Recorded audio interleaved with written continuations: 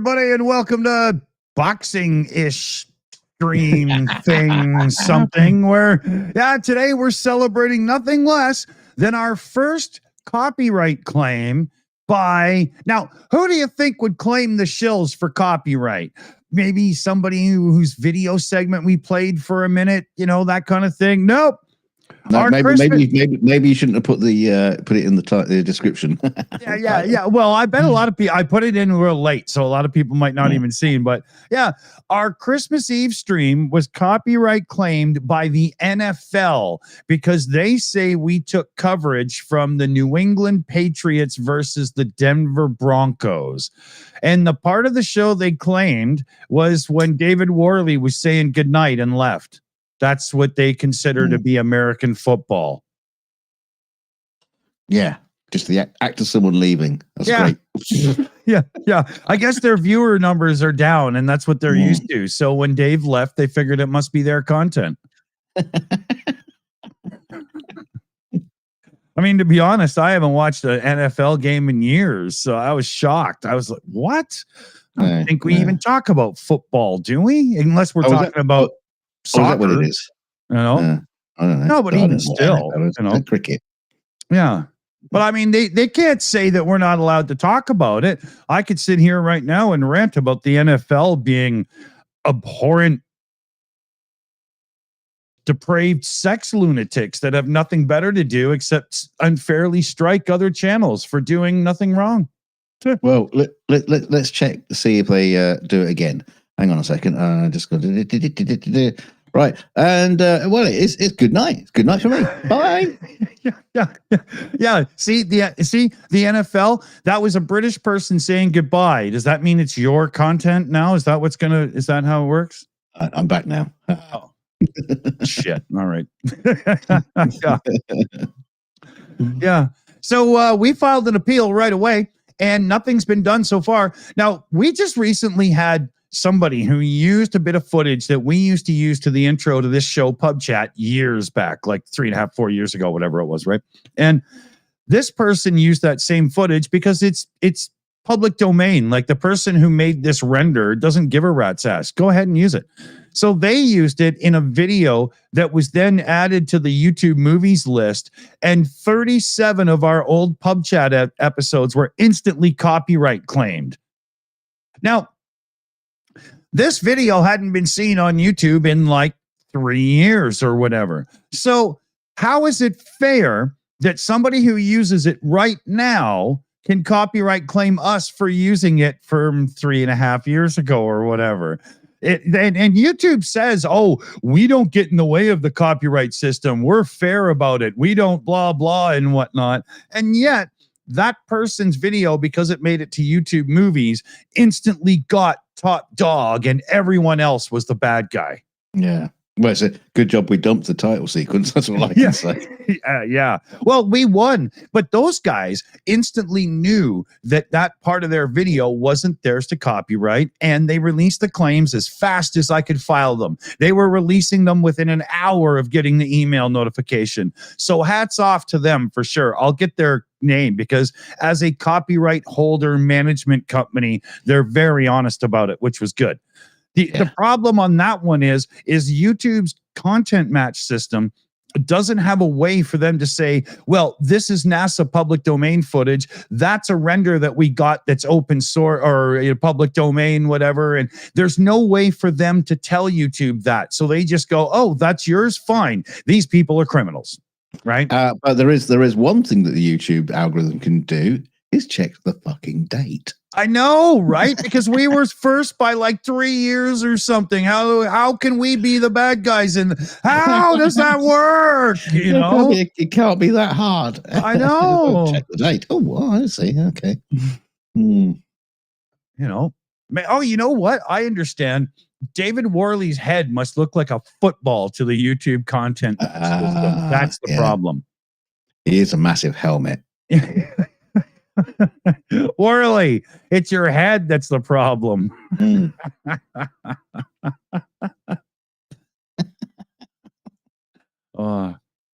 So yeah, I don't know. Anybody been dealing with any Boxing Day shopping or anything? I've been trying to do some because it was a very tight year for spending and Christmas and stuff. And with my son just finishing some Christmas time with the other side of the family, I had time to wait for Boxing Day sales to try to, make the few dollars go further. And I still got a couple of decisions to make. I have to make them by tonight, right? Otherwise, I am going to screw it up. So I'll show you a couple of things after. I'll bring it up in the other browser that does all the captures and stuff. Yeah. Getting movie nostalgic, though, I do believe is the way to go here. There's one thing I was going to try to get. What movies that you've seen, at least? No. These are like, are you kidding? He can watch the Back to the Future trilogy twice a week. Yeah, but I know, but you've seen that movie, so you know what you're talking about, Oh, yeah, I get the joke. Yeah. I've seen I've seen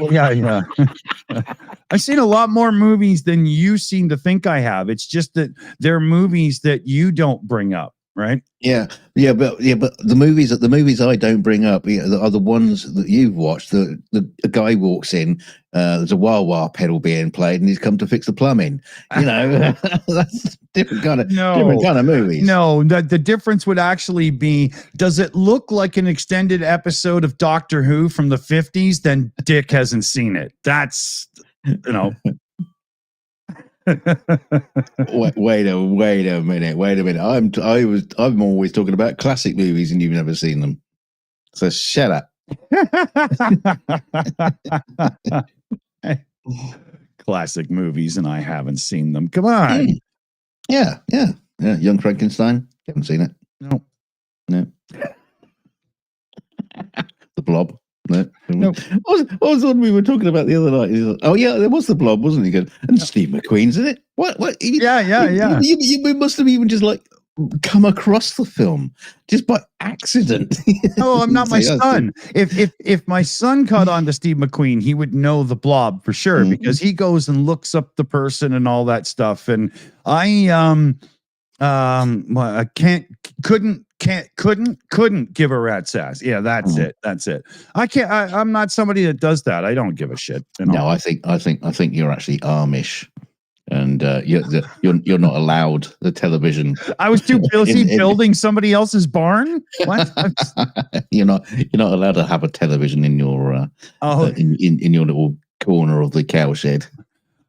Honestly, in this place, because I have a television in my shed for when I go out for a smoke, when I'm not in this little zone, that leaves the bathroom as the only place in this home that doesn't have a television.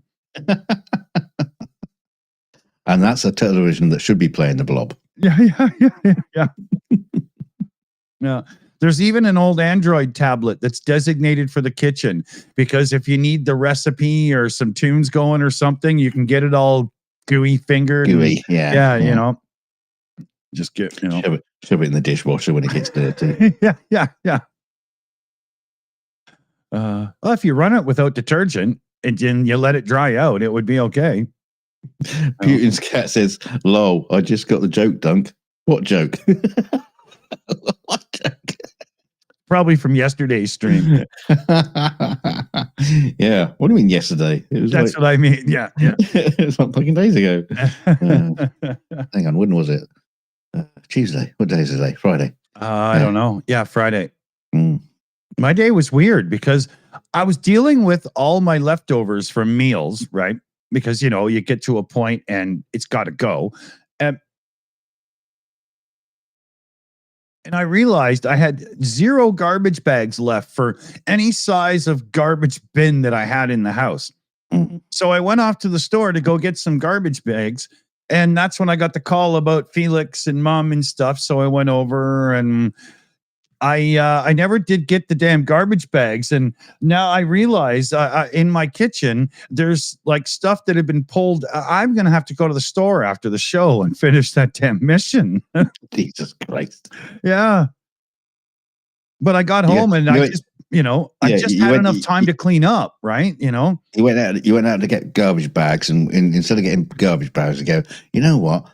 I need some new clothes. That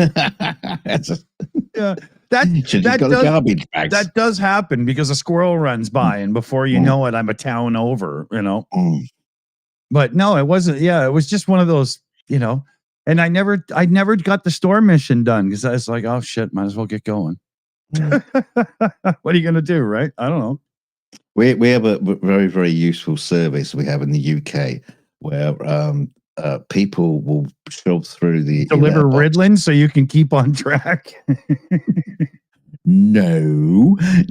People shove through the door like these little packets that's got like a plastic sack that you fill up with clothes you put out for charity.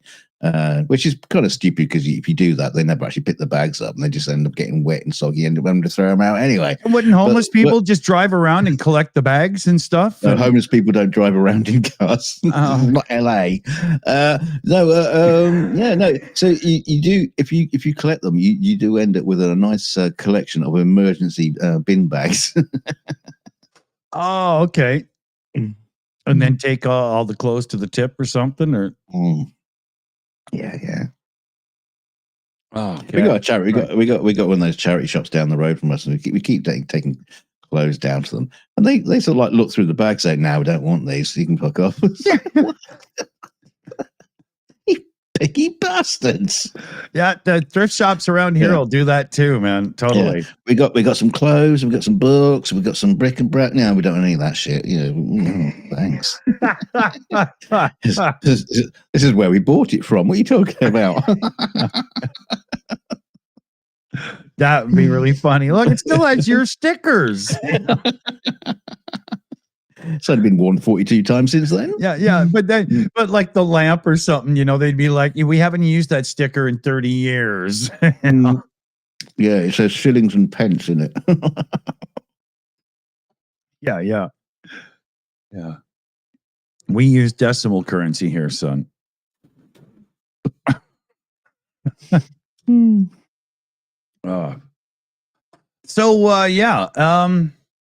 There was a thing here I wanted to bring up because this is really interesting. We were talking about copyright and whatnot with the NFL there, right? Well, check out this guy.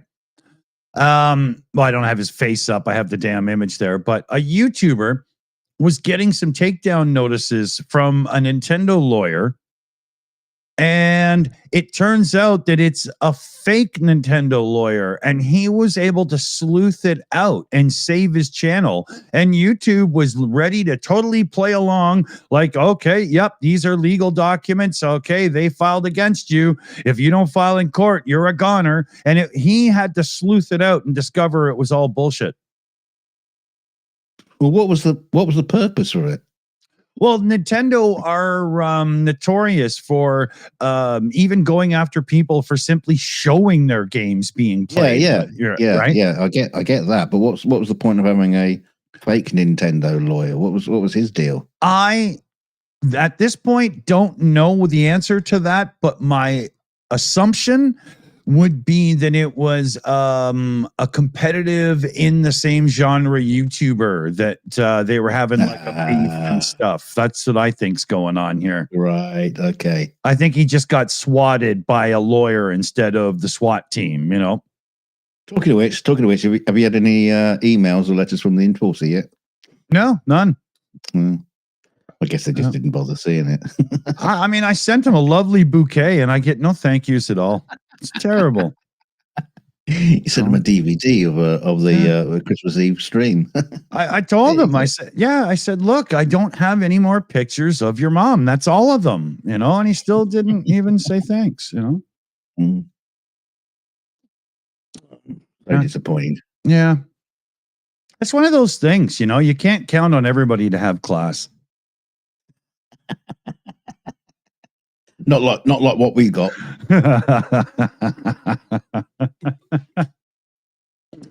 Oh. I got plenty of class. I got one right here. Oh, glass. Yeah. I have class. I was class of something. You're late, but it worked out. Very low class. Yeah. What's the song? Friends in Low Places, What was that? Garth Brooks? Is that who? Dunno. I got friends in low places. No, I think that's Garth Brooks. Some shit like that. Mm. He's kind of he was man, he was like one of the big players in that modernization of country music, like him, Shania Twain, and a couple of folk there, you know. Beyonce. Bunsy. But yeah, I wasn't a huge fan of him because it was still just a little bit too twangy country, but I could definitely see how he, in no time at all, was just packing stadiums, and it, you know, it was easy to see why. Mm. All right. Well, what was it? Was it his rugged good looks, his beefy stature? No, Or he swinging all the actually had ladies? a bit of a thing like that South Korean guy Psy. You know, he wasn't like, he was like slightly pudgy guy and stuff. You know, Mm. he wasn't like some beefcake. You know, how'd they do that in South Park? Beefcake, beefcake. Mm. But as I recall, he was like, you know, somebody who had to wear a belt. He had a massive hat though, didn't he?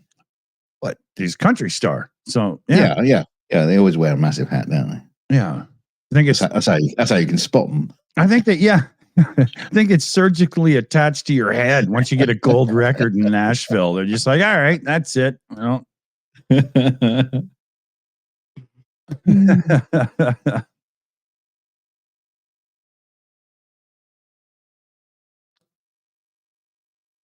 Yeah. Yeah, wasn't it talking about NFL, wasn't it Beyonce did some like fucking halftime performance or something recently, a big game, and she got paid like a eye-watering amount of money to perform for like 14 minutes or something. Just staggering. Did she perform or did she, like, you know, dance and mimic to her own music though? Well, when I say performed, I don't think she was like riding any poles or anything like that. Yeah. Pretty close to it. You know, she was just in a knickers and, you know, somewhat what do you call them? The chaps, the old wearing the old chaps around the legs, which is a very, very strange thing for a cowboy to have, as a couple of chaps over his legs. That's a bit gay. Who was the chick? I think it was Justin Timberlake ripped off half her shirt or something in the Super Bowl halftime. Who was that? I don't know. Fuck. Which one? Like Miley Cyrus or something like that? Yeah, no, older. Like Paul Abdul or somebody. Janet Jackson. Okay, yeah. Oh yeah, she had the titty out. Yeah, and they said, "Oh yeah, no, it wasn't supposed to happen." Yeah, sure, it wasn't. Yeah, sure, it wasn't. Yeah, wasn't that the thing where she had like a thing, like some kind of a Velcro patch that was meant to be torn off. It was but she had like a thing over her nipples, like a black star or something over her nipples, like a pasty. Isn't that what they call them? What, a pasty? pasty. I don't know. Pastry. Yeah, but it's like, oh yeah, I wasn't expecting my boob to come out whatsoever, because I always go around with things stuck over my nipples. Yeah, it was so ridiculous the way they tried to play that, you know.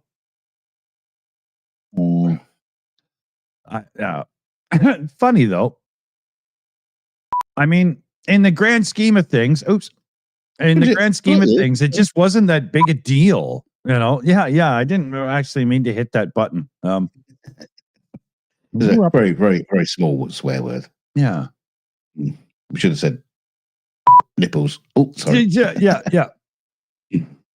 Holy fuck! I missed that fucking button when I said. Okay, there, we're safe. Yeah. Stop fucking swearing.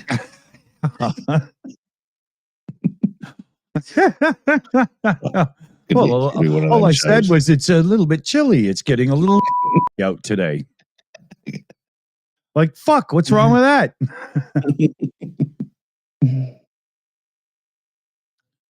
No, you distracted me now. I'm gonna have to stop my drink up just for that. Okay. So let's see here. I was going to show you guys a couple of things that I was looking for on Amazon. So let me just see if I can't bring them up. Amazon, you idiot. I'm in Canada. Okay. There we go. I wonder if this will work. Oh no, I can't be bothered.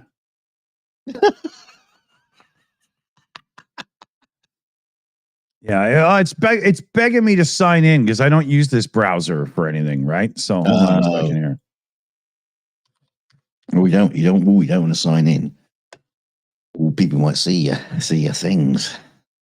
Yeah, I that's okay too. Sorry, here, one second. They might see some of the things you've previously purchased, like that massive butt plug. Hey, everybody helps their neighbors shop. It's no big deal. But there's like that image I said put in the chat earlier. They're just the thing that was Temu were offering as a Christmas. Yeah. And the sales. Oh my god. Yeah. Anybody, you have to show that later. See if you can pick it up. See if anyone can guess what it actually is. Speaking of which, I went to Walmart yesterday. Yeah, when I actually got to look around. That's right. And I thought to myself, wait a minute, we did that whole thing with the the certain cause yourself pleasure toys that you can find at Walmart. And I thought to myself, am I right? Can you not get those toys in Canadian Walmart? So I did have a look, and I checked in cosmetics, and I checked in electricals. Yeah.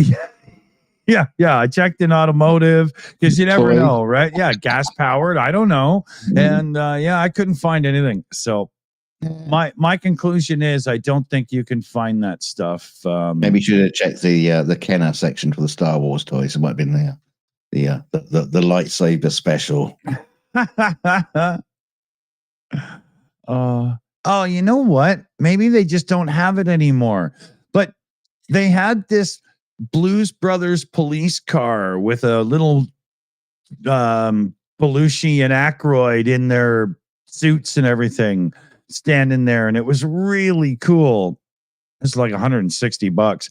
But Felix loves those kind of real collectible like things, and damn, I don't think it exists anymore. It'd be great if you get a Bluesmobile, when they've got the big speaker on the top of it. Yeah, but you've got like a microphone that you can speak into it, so you can you can have a little car just sitting there, and you can be screaming through the little speaker. That would be great. Would be actually cool. Yeah, it doesn't. Let me open it. Okay, hold on a second here. I should have prepared this, right? Yeah,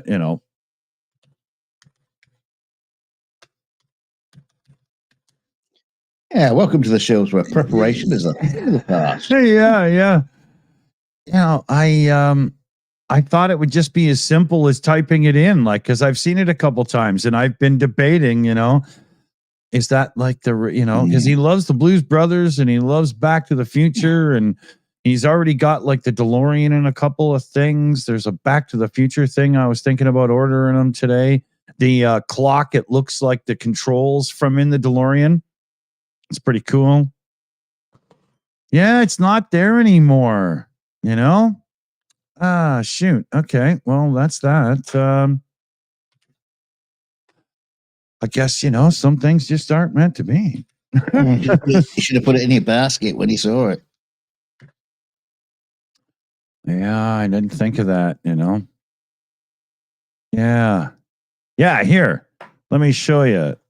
There's this Back to the Future clock, right? Which is the right time? Oh, wait a minute. Is it a lamp or a clock? There's one that's a clock. This one might just be a lamp. I might have to check that out more. It's not exactly a lamp either, is it? It's just illuminated by some LEDs. Oh, look, it's always showing the same No. Yeah, this isn't the right. Yeah, because I saw one. Yeah, this one's only $50. I saw one that was more. He's got one of these nicer DeLoreans. It's one of the bigger ones. You know, you push a button and that shit on the side lights up and stuff. I think that one. Right. So I was thinking, you know, one of the more, there's the Back to the Future 2, but it's just got a Mr. Fusion on the back. I don't think he's that much of a collector, you know. There's Marty's truck, which is kind of cool, right? Look at this one, $700. No one's interested in Marty's truck. It's, yeah. And then there's these action figures like Doc. You see, and he comes with the rifle and the remote control and stuff, you know. Oh, dear. Right? You know, you can change him up, and he looks like he's on, I don't know, 6 or 7 ecstasies at least. Yeah. You know? Oh, look, he's got a happy head though, too. See? Look at the poor Photoshop on that. They just literally cut that head out. Look. That's pretty mank.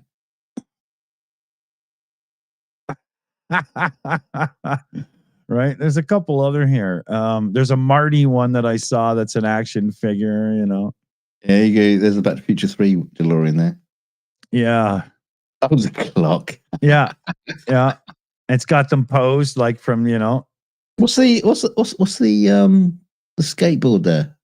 The hoverboard prop. Right? So it's just a piece of plastic with a sticker on it, right?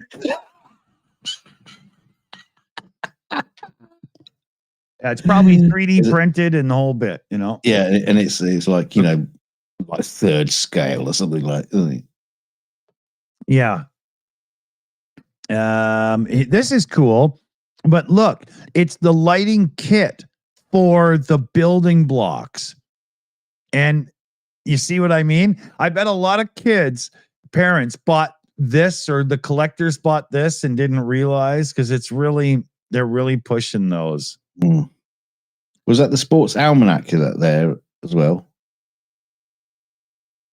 What is that? Can't see it. That's the Hill Valley Cookbook. Of course. Yeah. Of course it is, because that's exactly what everybody remembers. Oh, yeah, yeah. Or the cooking. There is, here it is. Here's the almanac. Yeah. Yeah. Now, does it come with a cover of Ooh La La? Yeah. Yeah, that would be funny, right? At the inside pages had that. It contains interactive results of main sports games, and I wonder if it's actually real. You know? Well, I mean, it'd be worth getting because it goes up to 2050. It'd be worth a fortune. Oh my God, it has American football. We'll get a copyright claim. But don't worry. We'll put a bet on next week's game, and we'll become millionaires. Oh, okay. Yeah, yeah. So it works out in the end. Yeah, there's the Marty one with the guitar and whatnot. $90. Yeah. Needs to come with a massive speaker. I'm hoping to see the clock. There was a proper clock of the controls of the DeLorean, right? It was cooler. But I'm already at that point where, like, look at this. What is this? The little figure on the left with his foot up. You know, No. It looks like some creepy anime version of something. Yeah. You know, why would anybody want that? What was that? What was that plushie? Where? Plushie Marty on there on the right. No, that's a Nendroid action figure. Is it? Is it indeed? Yeah, because that makes sense to everyone, right? You know, I mean, what the hell? I'll just take another page or two and then I'll kill this. But see, and then look, here's Back to the Future 3. It's 30 centimeters tall, and they want $557. Yeah, mad. What the hell? I tell you what, though, I bet you Felix would love the outfit, Yeah, because it The- looks Mexican. the poncho and the hat and Yeah, everything. exactly. And if you get the outfit, it's got the the boilerplate that he has tied Mm. around his neck. Yeah, that would be funny if that was underneath. I bet it's not though, right? There. Okay, yeah, we're getting to the point where. Mm. So yeah, that clock doesn't seem to be available anymore. Too bad. Or am I just stupid and I thought that was a clock? Yeah, mate. Yeah, maybe you were just dreaming. Right? Yeah. You see something that you want it to be, and it's not what you want it to be. It's just something completely different. Yeah. That could have been it. Like, look at this. The little The Funko bobblehead Pop. thing. Yeah. What the How hell? much? $300. What? Holy. Take a blind fuck. Oh, you'd have to leave me really satisfied to pay $300 for that. Oh, insanity. Here we go. A real oh no, that's just a Blu-ray. I thought it was see? Mm. Okay. So yeah. There's a clock that looks cool, but all it is that. Yeah. It is metal. You know, you see the screws on the side there and stuff, right? Are you sure? But that all lit up though, didn't it? Sorry? The whole panel lit up. Yeah, where's the night shot of it? Right here. You can see the lights around the edging, right?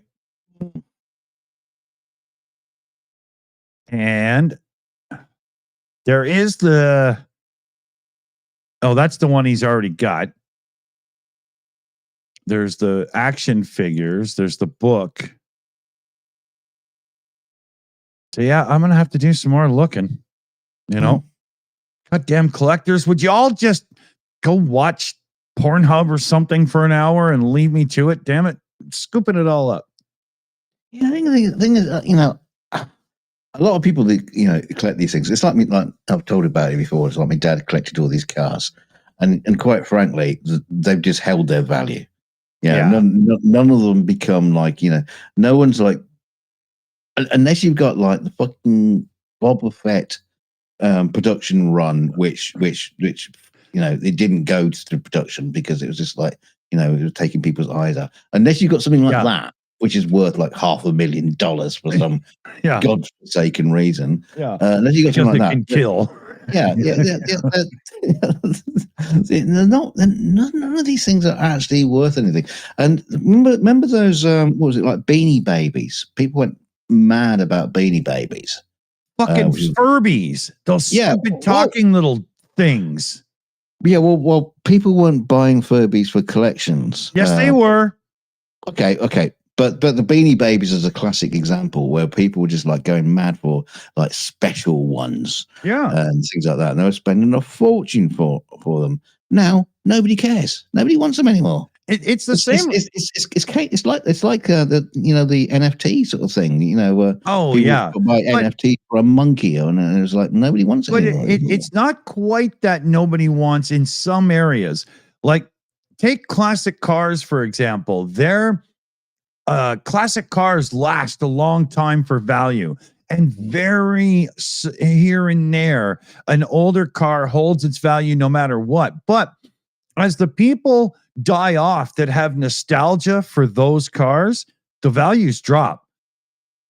Car collectors talk about it all the time. The 1940s cars and into the early 50s and stuff. Those ones, they're going down in value these days unless they're like proper OG original survivors, right? But you're talking about actual real cars. Yeah. If you're talking about like toy cars and things like that, if you're a collector, you've probably got all the things that I've got in a big box. So those aren't worth anything to anybody. It's not like you want another one.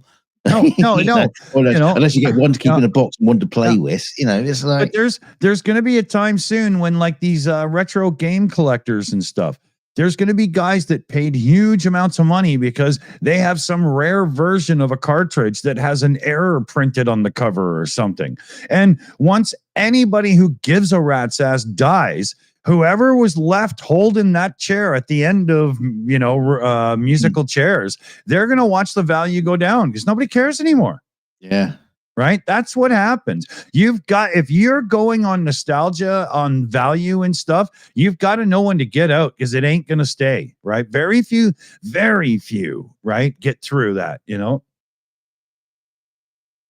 there was a whole thing about like VHS tapes, like are sealed and they put them into like a plastic case. They get a certificate printed up from provenance of the thing, and they're worth a lot of money to collectors. We see it was like about a year ago, maybe 2 years ago. I was talking about that on the show because I was seeing it happening. Mm-hmm. And again, it's the same thing. Who's going to care? Who's going to care in the future? Yeah. They care now. There was a thing 10 years ago. Some certain rare laser discs were trading for huge bucks, but everybody knows that laser discs are suffering disc rot. And the data layer in between the plastic is starting to die. So will they hold their value even though they're unplayable because they're rare? Right? What's going to happen there? Is some idiot that just spent huge amounts of money over years collecting all these super rare laser discs just going to watch them decay in value to nothing? Mm-hmm. Well, the funny thing is, it's always down to like I suppose you might call it like pop culture, where the value is a fleeting moment, unlike things like historical gold coins, or antique vases and shit like that.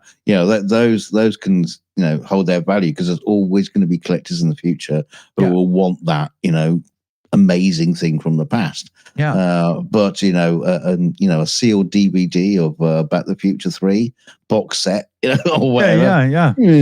Yeah, whatever. I know.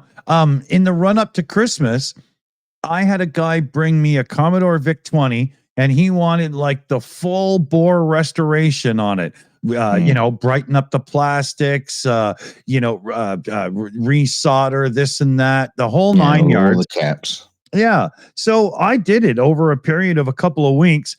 I charged the guy $380, right?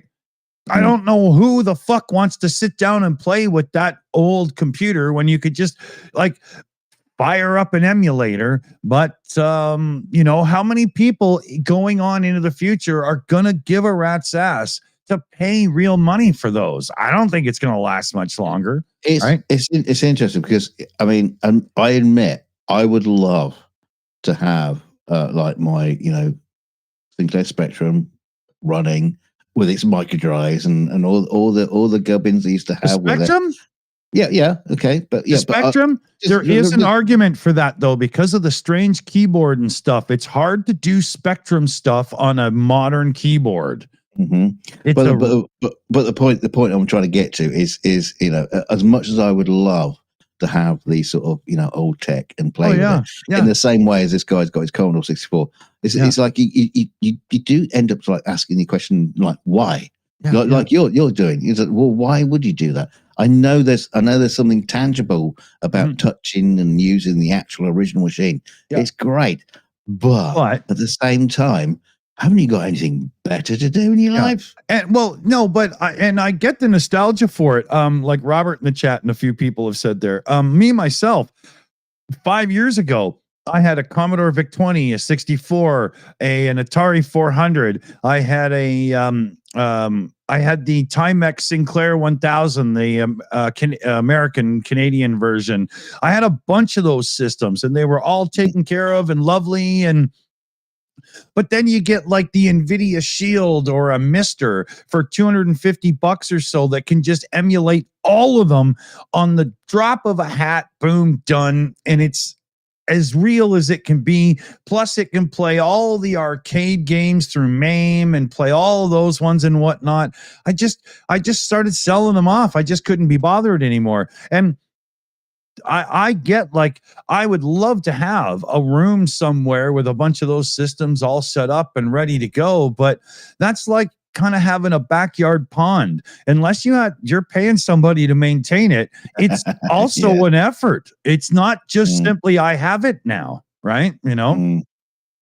Yeah, it's like all it's like the 8-bit collectors, on YouTube, Yeah, yeah. who was like, who have actually set up a museum. Who was that? Is that LGR? Or I No, can't remember no, which one. that's what's his They- name in Britain there? yeah, I can't remember which one that is. But yeah, Well, but yeah. he's actually set up a museum, and he's got all the gear in there. Now that makes a lot of sense. And That's it's so that's well set up. yeah, It's yeah, not the way you would think as a boring museum. He's got a section that looks exactly like an old school computer store with the software wall and everything. Like, it's yeah. really cool. Yeah, Yeah. no, that's a really good use of this kind of like stuff. Mhm. So it's not like because everyone wants to be like nostalgic for like half an hour. Yeah, yeah, So you get the Commodore out, yeah, you get it out for half an hour, and you go, oh fuck yeah, this, I'm gonna go onto Facebook. I can't do yeah, it on this. I'm gonna go get to my laptop yeah. instead. Yeah, so you can be nostalgic for a little bit. So it makes sense for there to be like a museum where people can go to, and look at all these things, and and everybody has their half an hour of nostalgia, or an hour, depending on the size of the museum. But everybody has their moment, and then you walk away, and then the next people come in. That makes a lot more sense. Yeah. I mean, but it's not like they're having out magazines. You can do Right. like a type-in game, Right. in half an hour. Yeah. Well, now, like Robert said, it's nostalgia. I get that. I have an original 70s Simon with the original box and everything. I've got some of that in the living room and whatnot still. Like, I was, but when it comes to, like, why would you emulate Simon? It's just a cool thing to have. But if I'm going to play the old retro games, instead of dragging out the old console and having to plug it into something that gets it into my big TV proper and all that stuff, I just emulate it now, And Well, if I was going to, like, but like the guy that I just helped out there, did a service for, if I was going to spend $380 to totally reservice one of these old systems, the tape deck and all, like new belts and all that and blah blah, caps and everything, if I was going to spend that money to redo a Commodore VIC-20, I would just buy a mister that could hardware emulate a Commodore VIC-20 and be done with it, right? or get one of the modern rebuilds. Yeah. No, I'm not a big fan of those because they're emulation, and they're also emulation that's not on very good systems, and there's more latency because of it at times. That's why I went with an NVIDIA Shield Pro, because it's really fast, right? It's a Nintendo Switch in a different box, same processor and everything. But even better is the Mister, which is hardware FPGA chip, so there's zero latency. It's perfect, right? It's perfect. But that still doesn't cover the whole spectrum of this stuff, because like the old Intellivision, where you had the overlay that went in the controller with special buttons and stuff, you can't emulate that, and it totally ruins it. Or a Vectrex with the oscilloscope screen. Yeah. Well, or the other thing I'm thinking of, which kind of does make sense to be nostalgic for. Do you remember when you had the handheld games? But there was like in 1 year there was like a boom where everybody was like bringing out kind of like miniature, kind of like arcade games. They look like arcade. Yeah. I had a couple of those from back in the early 80s. Yeah, they were pretty shitty. They had the LED. They were like Game and Watch, right? Yeah. But that's something you can't emulate. Yeah. It's to have it in your hand and play that. Exactly. And I could understand having and wanting one of those. Yeah. Or even older. Or having, because that is something you can pick up, play with like for half an hour before we get sick of it, or the batteries run out, like they used to do. And then you can put it down, and it's now a display item. Yeah. It's just it works at so many levels. Yeah, I agree there. That's why I have a couple things, like we have a little one of those retro flashback Ataris and a few things, and they're kind of out because my son's into that. Like, he's my son, right? But to have 30 of the systems, no, and I just have one of those boxes now. It's just, I went full bore with my Nintendo with my NVIDIA Shield, and I got myself an M.2 drive and external box for it, so that I've got this really fast external hard drive plugged into it for loading up all the games and everything. It's really cool. And we've got a couple. You're not using data cassettes. yeah. No. Funny thing, you want to say, with the Atari and the Commodore, the data set, the tape cassette to load the games was a proprietary data connection instead of being like on the TRS-80 and some, or in the Sinclairs where you just used an audio jack, right? Yeah. So on like a Atari 400, if you wanted to use your cell phone and just plug in a headphone jack and plug it in, that works on a Spectrum or a TRS-80, and you can just load the damn games like you're loading a cassette. But on the Atari and the Commodore, you couldn't. So what I did with mine was modified the cassette decks so that where the cassette deck head brought the audio into the cassette deck, I just wired in a headphone jack and just wouldn't turn it up very loud, and I could just simply pipe the games through. And after I did that, it was when I realized, how far am I going to take this? Like, really, do I need all this stuff? Because like I am using my cell phone to pump a game into an Atari 400 computer. Yeah. Really? But it was a cool mod, right? Thought of it myself too. So thought that was cool. But I will say, if you're looking for an all-in-one box to do all your streaming from and play games on, it's got a game store and everything. The NVIDIA Shield. I have the Pro version. It's got more RAM. It's good. It's basically like having a Nintendo Switch plugged into your TV, but it can also do all the other stuff for you as well. It's awesome. Great tool. Don't buy one new. Buy one used, because the new Nintendo Switch is about to come out, and it uses the NVIDIA Tegra series processor. So when the new Switch comes out, that means it won't be long until NVIDIA finally updates the damn Shield. So you might as well wait at this point. You know what? Yeah, that sucks. I'm going to have to buy a new one soon. I never thought of that. Damn it. Damn it. Yeah. Oh, well, Felix can have the one from downstairs. It's still awesome. Yeah, because the other thing as well is do people have all the time, all the time in the world to part about and fiddle and play with these things? I mean, seriously, when was the last time you play with it? Don't ask me that here. That's what you're going to say. Oh, last night. Yeah, but an hour ago. Okay. Why do you think I'm so tired? Yeah, it's always for me. It's always just like time. There's so many things I want to do. I want to get back. I want to do painting like I used to, and building things, making models and stuff like that. I just sit in my chair and just go. Yeah. I haven't got the time. I'd rather scratch your ass and fall asleep. Oh, every time I get that thing out, the project is like, oh, we need the table. Oh, God's sake, I'll put it all away again. Every single fucking time. Do you know how Dunk built a shed outside, everybody? Remember that? Mm-hmm. What we got to do is crowdfund so he can upgrade the inside and actually make it like a comfortable workshop and not just a place for like wood and mowers. Oh, no, that big shed is just full of shit now.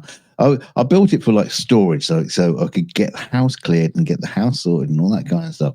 And then my daughter and her boyfriend, they moved out, and there's like all load of shit just went straight into that. We've got a bedroom upstairs. It's just full of their shit as well. We can't move, and it's like, oh my fuck's sake. Okay, so we got a crowdfund for a little caravan that Dunk can park outside and turn into his workshop tube office, right? I know. That's actually a good idea. I'm not far off thinking about that. I'm sure the family would love to get you out the living room at this point. I mean, at this point, you're pretty much just a nuisance who pays the bills, right? They'll move you out into a fucking trailer. I know. I was actually thinking about it. To be honest with you, getting an old caravan, just parking it down the side of the house. Yeah.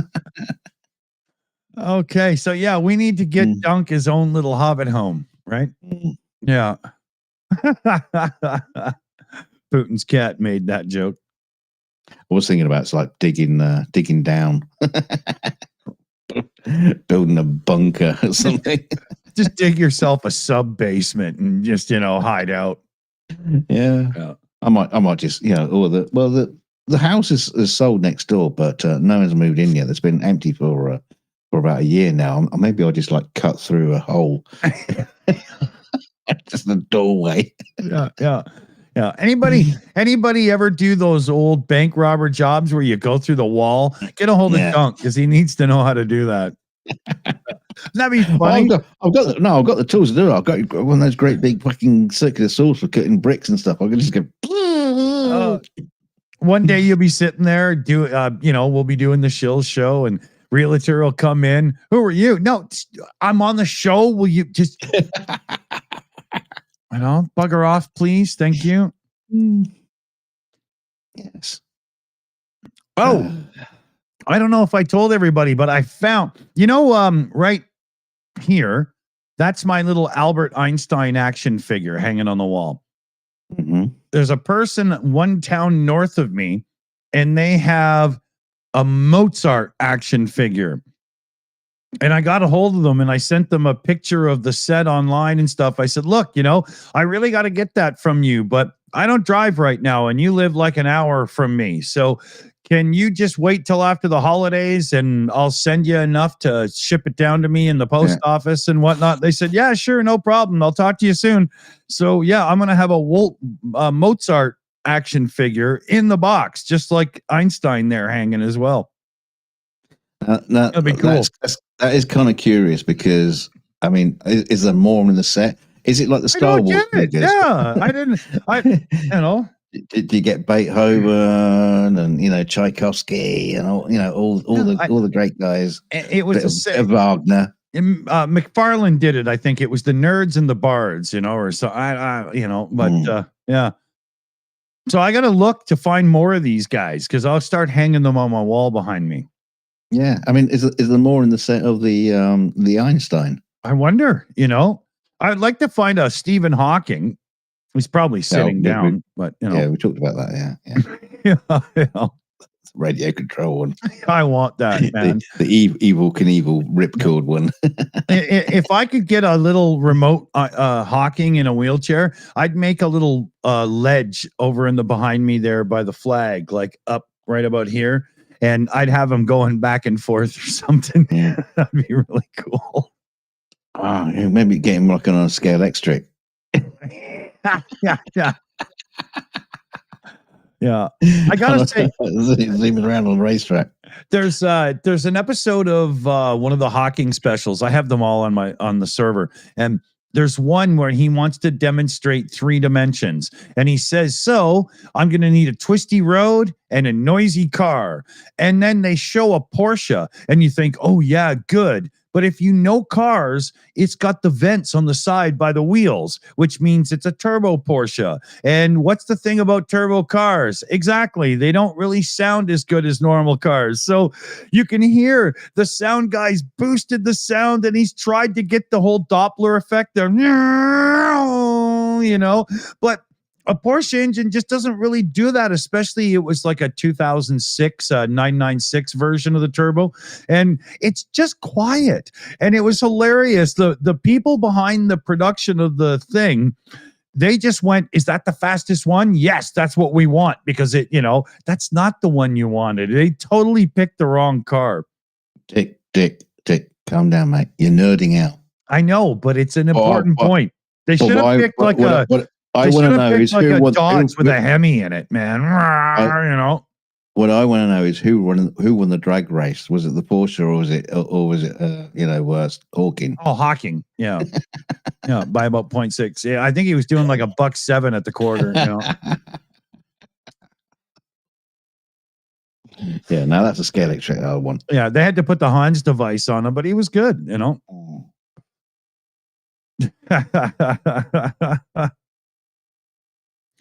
Oh, wow. Liam Wakefield has a set of those baubles of Geddy Lee, Alex Lifeson, and Neil Peart from Rush dressed in their 2112 tour outfits. Now, that's cool. That's really cool. It is. Yeah. Hey, you got some communications to read out. Oh, yeah. Okay. Let me switch over. All right. I mentioned that. Yeah, so we got Darren Vaughn in. Hey, I want to expose Dunk at the next Super Bowl. Expose me for what?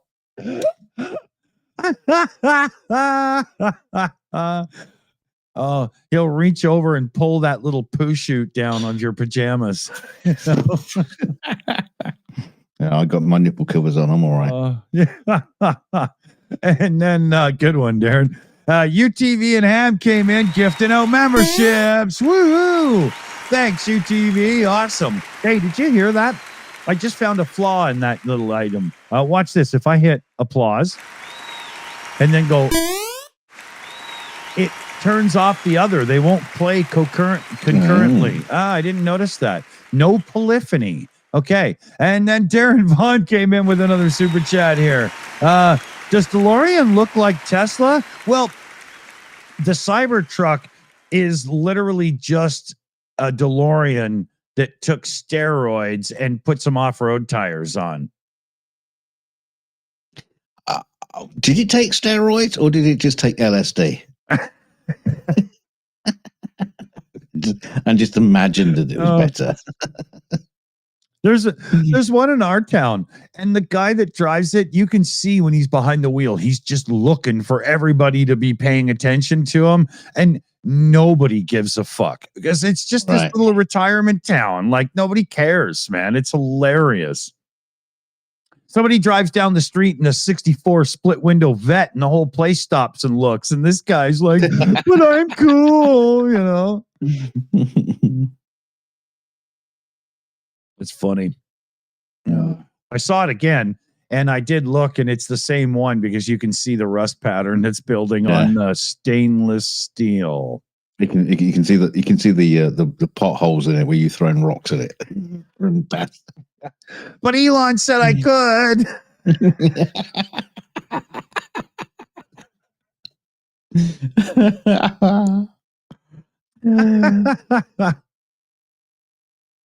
It's funny though.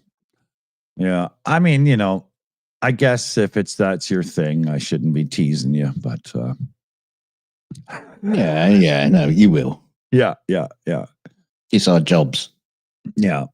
It's just like, if you want a good electric truck for daily use, there's better choices. But if you want to stand out, diesel.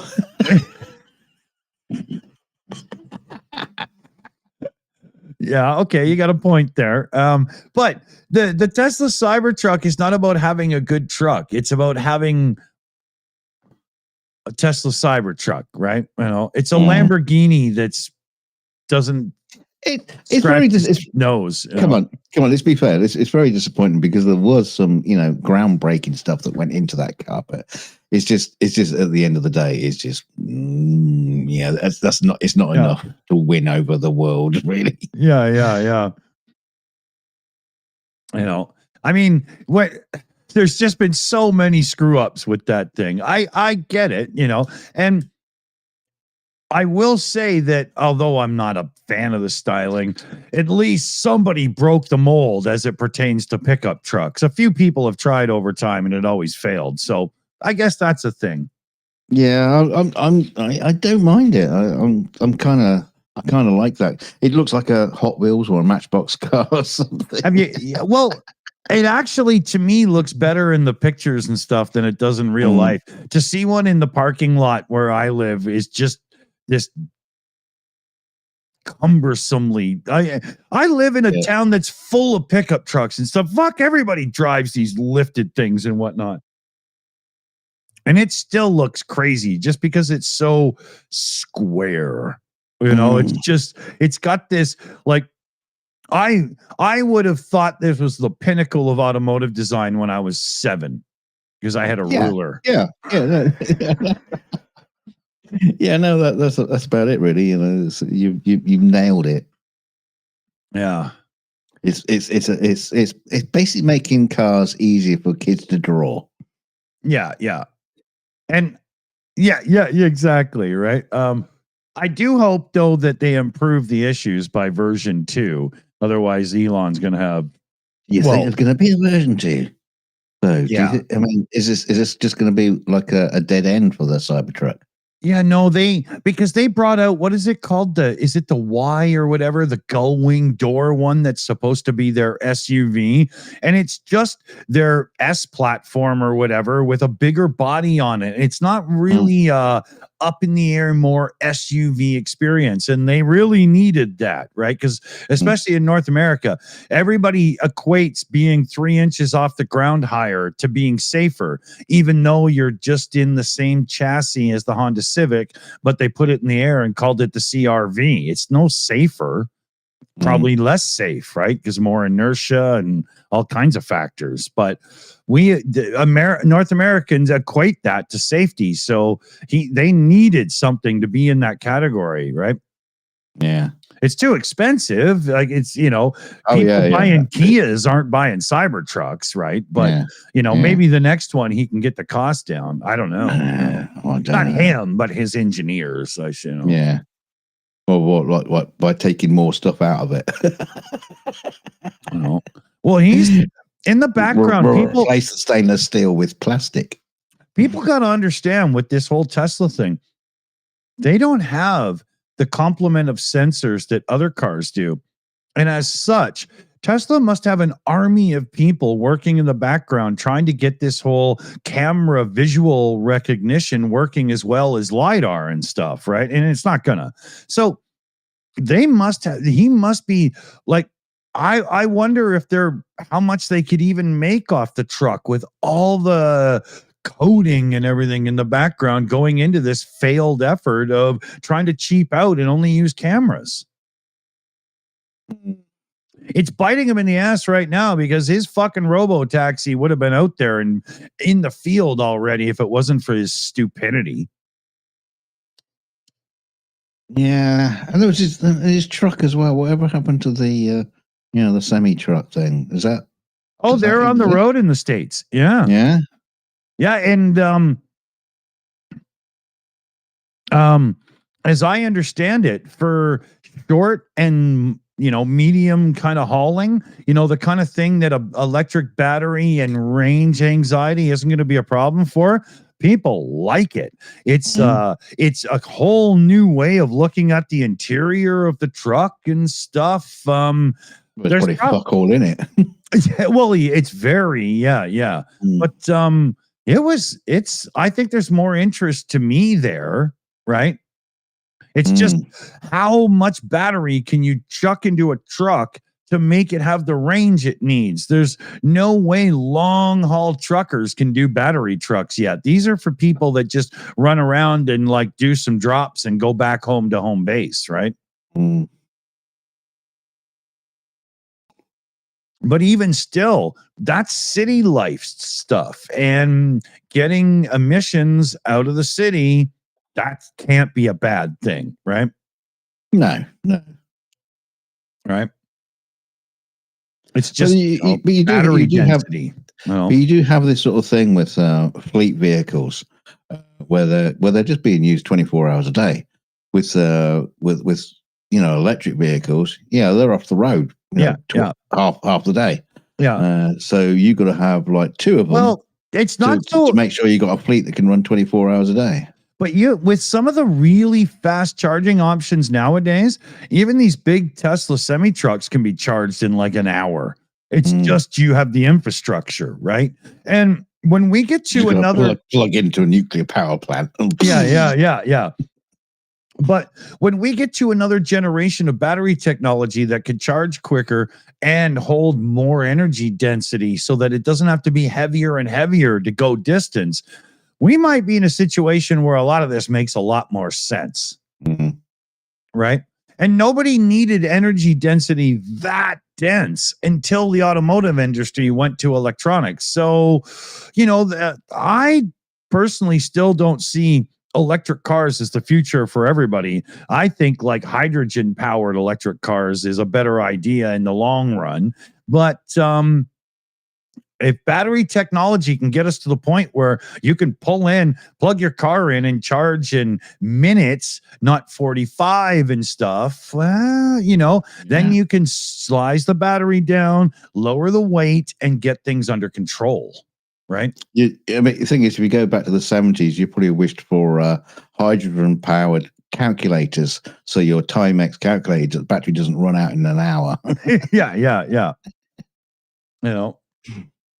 But I like look at the industry, look at the infrastructure that we've built around the automobile.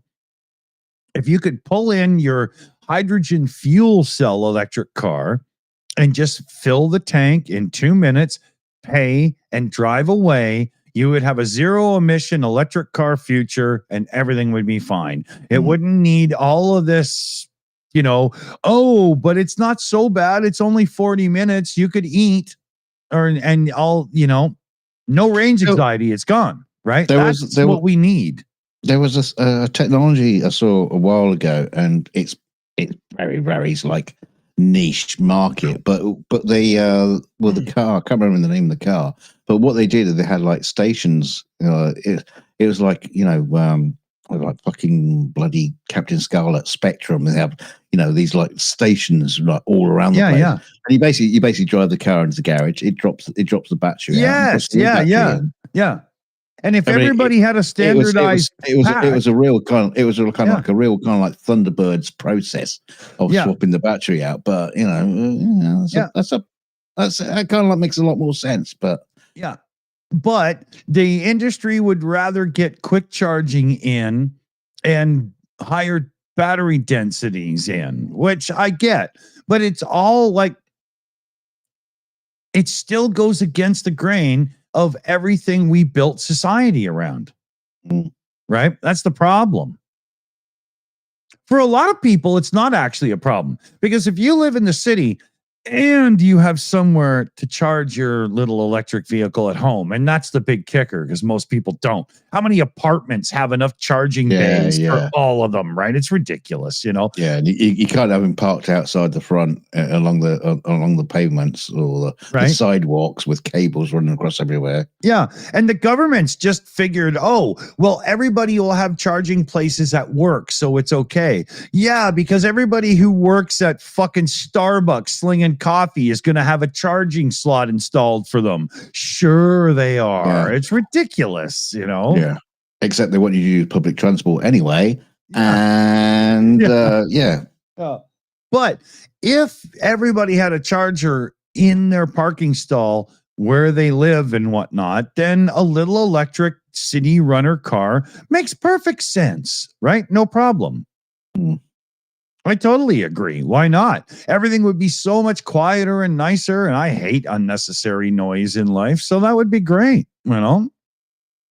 I don't want to, who wants to drive a Lamborghini to the store and back when they live in Manhattan? Like, fuck, a little electric Fiat 500 would be awesome. What about induction charging built into the roads? Some of those ideas are okay until you look at the wastefulness of induction charging and whatnot. It's crazy. And I don't understand the love of induction charging, like those, wireless charging. It's wireless, sure, but it only works when it's touching something. So I don't see the difference. But in my world, often I want to actually use my phone when it's charging. So I would rather have a charge port than that stupid thing I have to put it on. Okay, so what about putting a cage Dodge around the 'ems. road. Yeah, yeah. You have a big pole sticking at the top of your car, and Yeah. you're driving along the road. You can charge it up. Yeah, you can Well, put your phone in as well. if you think about it, we've already done that with streetcars. They get their electricity overhead with the things, and we have electric buses in some places that have the overhead, right? You know, Yeah, you but just have a little pentagram comes up at the top of your car. and if you had a moment where there's like congestion, you can just dial down the electricity. Everybody goes a bit slower, right? You know, Mm. yeah. You know, it would be like rice-a-roni. Everybody's driving around in that streetcar.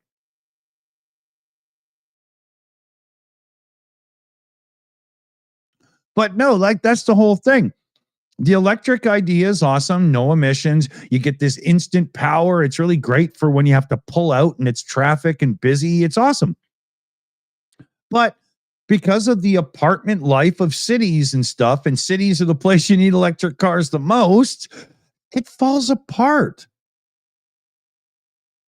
Well, then it comes down to the idea of the robo taxi or the just like the shared vehicles where there's no car ownership. It's just Right. like You just push a button on your phone and that stupid little pod shows up and you just get in it and say, take me to the fucking Maple Leaf Gardens and away you go. Yeah. Yeah. The fact that the previous occupant threw up in the back of it is neither here nor there, but Yeah, it comes to, again, that just comes down to the taxi driver that couldn't understand you in the first place, right? Mm.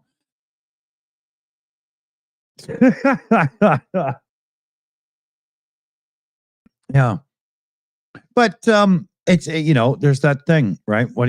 There's no perfect solution because they say hydrogen's too expensive. It's going to take years for us to figure it out. And then everybody goes to put all the research into the electric battery technology that doesn't work for a huge percentage of the population that live in the cities that have the congestion problems. It's just a whole whack of, does anybody in government know what the fuck they're talking about? Mm. Well, maybe we should sell horses. yeah. And then that way people could have jobs cleaning up after horses. So see, we're going to employ the nations. This is okay. Mm. Yeah. We'll start with donkeys. Small dogs. Kittens. Rabbits. Yeah. Yeah. You get 12 rabbits in a pen and an open carriage. Well, there's little hamsters and balls. You just attach them to all four corners of the vehicle and just like have the hamsters like just drag you along. Hamsters and balls. This is going to be popular in leather-clad German clubs.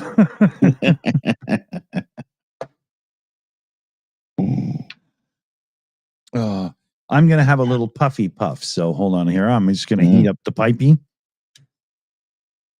I'd show you, but I'd have to like grab my camera and move it. And then I'd have to put it back again. And it just sounds like a whole bunch of work. So, and apart from anything else, NFL will probably copyright strike it. Yeah. Exactly. Yeah. You're not in an approved NFL dressing room. How dare you take that drug?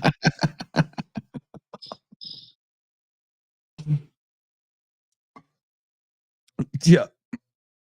I didn't see the mandatory 2 prostitutes flanking you on either side. That will be a $20,000 fine from the NFL.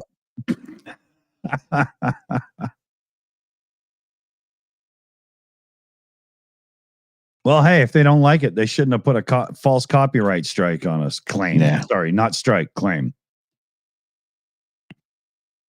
Yes. Yeah. Right now, the NFL is taking all the ad revenue from our Christmas Eve stream. How is that even possible? Well, you can take that 5 cents and shove it up your ass. Yeah, that's true. Yeah. And I hope it's hot when you stick it up there. Yeah. Bastards. Yeah. Let me check the email and see if they've no, they still haven't released it either. It's been days. maybe it was the enforcer who dobbed us in. Yeah. Yeah. He turned you into Joe. What's his name? Joe Madden. Names. I don't know. Yeah, NFL. I know. Like I know. Oh, I know Joe Madden because he had video games. Mm. Yeah. Yeah. You know very little about the NFL. I know less. Yeah. Yeah. It's true. I know the NFL has 4 downs and the CFL has 3. And as such, when you watch a CFL game, they just seem to always kick the ball. So downs what? I mean, we got downs in here in Britain. You know, we got the we got the Epsom Downs. It's a lovely place. Yeah. I don't know how horse racing applies to football, but somehow it does. No, probably the ketamine, the drugs. Always comes back to the dope, doesn't it? Can anybody explain to me how American football got its name? Because as I understand the rules, unless you're like the kicker guy, your feet have nothing to do with it. Well, I think that's basically it.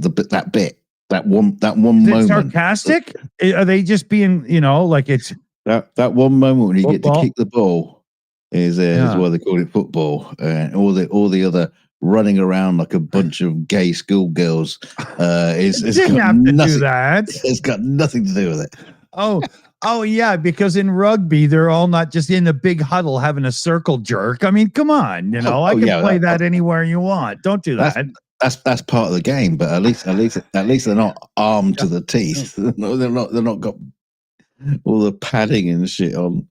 But you need to have an American You're like football. Tank. I know, but the thing is, it's got you got to build up to like this big tank. You got to have better protection to protect yourself from the big tank that's going towards you. That's why there's so many injuries in some of the North American sports, is because they all have this plastic armor and then they smash into each other and go, "Wow, he got hurt. I wonder why." It's like, I know. Why do they just like don't drive trucks at each other? I know. It's the same in the NHL hockey, and this is a big thing because I was born in 1970. And I remember when hockey, they just had like pads, and they were called pads because they weren't plastic armor. They were just pads. And because they didn't have armor, nobody skated full steam into the boards to crush another player with a body check. Because if you missed, you were going to the hospital. There was no way you were going to survive that. And the game was cleaner because you would injure yourself if you tried to play the way they do now with the pads they had back then. And I truly believe the sport would be a little bit more purer if they would take the armor off and go back to pads. Well, I mean, it kind of makes you wonder. I know you were like joking about rugby earlier, but it'd be interesting to look at statistics. To see what kind of injuries. I mean, I know the rugby players come off with a lot of injuries. Most of them got no fucking teeth left. But it'd be interesting to compare injuries between the two kind of games. Well, you can see it's like boxing. It's like boxing. They say that as soon as they started putting boxing gloves on, the injuries went up. But when it was bare-fisted, there was less injuries, which is kind of bizarre. Probably lots of bruised knuckles, but the actual injuries that you can put on the other guy weren't quite the same. Yeah, it was like in the NHL back in the days of like Guy Lafleur and stuff. Sure, you had dudes that would just drop gloves, pull somebody's helmet off. Well, actually, back then they didn't all wear helmets and just start, just rip their heads off. Oh yeah, and like Dave Semenko would come out if you fucked with Wayne Gretzky and just put you down, right? But the game itself, you didn't have all these unbelievable like season-ending body checks and people weren't so destroyed physically because you couldn't do that because it would hurt you as well, Yes. And You know, you can go back and see that in American football as well. You know, as the game got more vicious and the helmet started to impact the shoulders, they started to build up the shoulder padding, which in turn would make you like this guy that could just compress a spine. And you know, and it just got more and more and more. And I think it's all over padded or over armored now. It's like I always remember being gobsmacked, you know, when I was younger, watching Harold Lloyd movies, and you see Harold Lloyd in it, you know, you know Harold Lloyd, you know, little black, same era as of Chaplin and stuff like that. You got Harold Lloyd playing football in American football, should I say? And and they're all these just like scrawny little dudes. Yeah. They're wearing helmets and stuff, but you know they're very tiny little helmets. They like they weren't even helmets. Those like leather cap sort of things you put over the top of your head. That weren't like big fucking crash helmets. If you look back on them, you could probably call them concussion enhancers because I don't think they did a lot of good. Right? Yeah. But yeah, there is. I think there's an argument for it. But try to put that through when you know. Let's take some of the protection away. How could it's a hard argument, right? But I don't believe it's wrong. Yeah, but what's going to happen in future years when people have like cybernetic implants, and you know, and you'll just be like up against like this fucking robot of a guy. Yeah. he's actually more Mitsubishi than exactly. Player. Yeah, you know, just like this like half-ton truck of a man. Yeah, like the Stick song, Mr. Roboto. My brain's IBM. You know, but also look at the sports too, and so much as it pertains to like the NHL again, the hockey stick, these modern carbon fiber, whatever masterpiece sticks that have all the extra flex to really give more power to the shot and stuff. They're hitting 100-mile-an-hour as it is, or whatever. Nobody needs more power. Let's dial it back and give them a piece of wood again. You know. Yeah. Take the spikes out of them. Yeah, exactly. It's not quite rollerball yet. Yeah. Although that's probably on the cards. That will come soon. I think it was. Well, I remember back in the 80s when I was still playing hockey. I think it was the Coho company, and they were the first to come out with a non-wooden hockey stick, and the shaft, instead of being like a rectangle, was a little bit oval to fit in your hand better. And if I remember right, I think they were first, but I don't remember. It's a long time ago, man. You know how many beers ago that was? That's a lot of beer. I don't know. Would have to slice you open and count the rings. Yeah. That's a 6-pack, and that's a 6-pack, and that's a 6-pack. This was a dry week. Yeah, the rings are close together. You can tell. You know, he was suffering.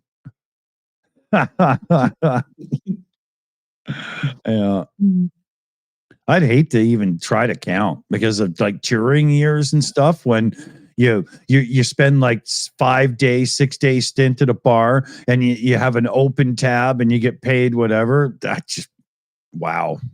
You know? Yeah, I know. It is actually kind of scary thought when you think about it. Oh yeah, I remember many nights when we'd get upstairs into the hotel after the whole thing was done for the day. And what's his name? Ryan, the drummer in the one band, would be like, you must be on like beer 18 and you could still play.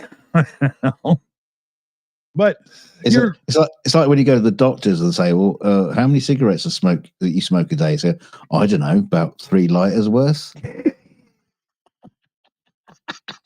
Yeah. Count your intake by how many bits you have to buy, right? Yeah.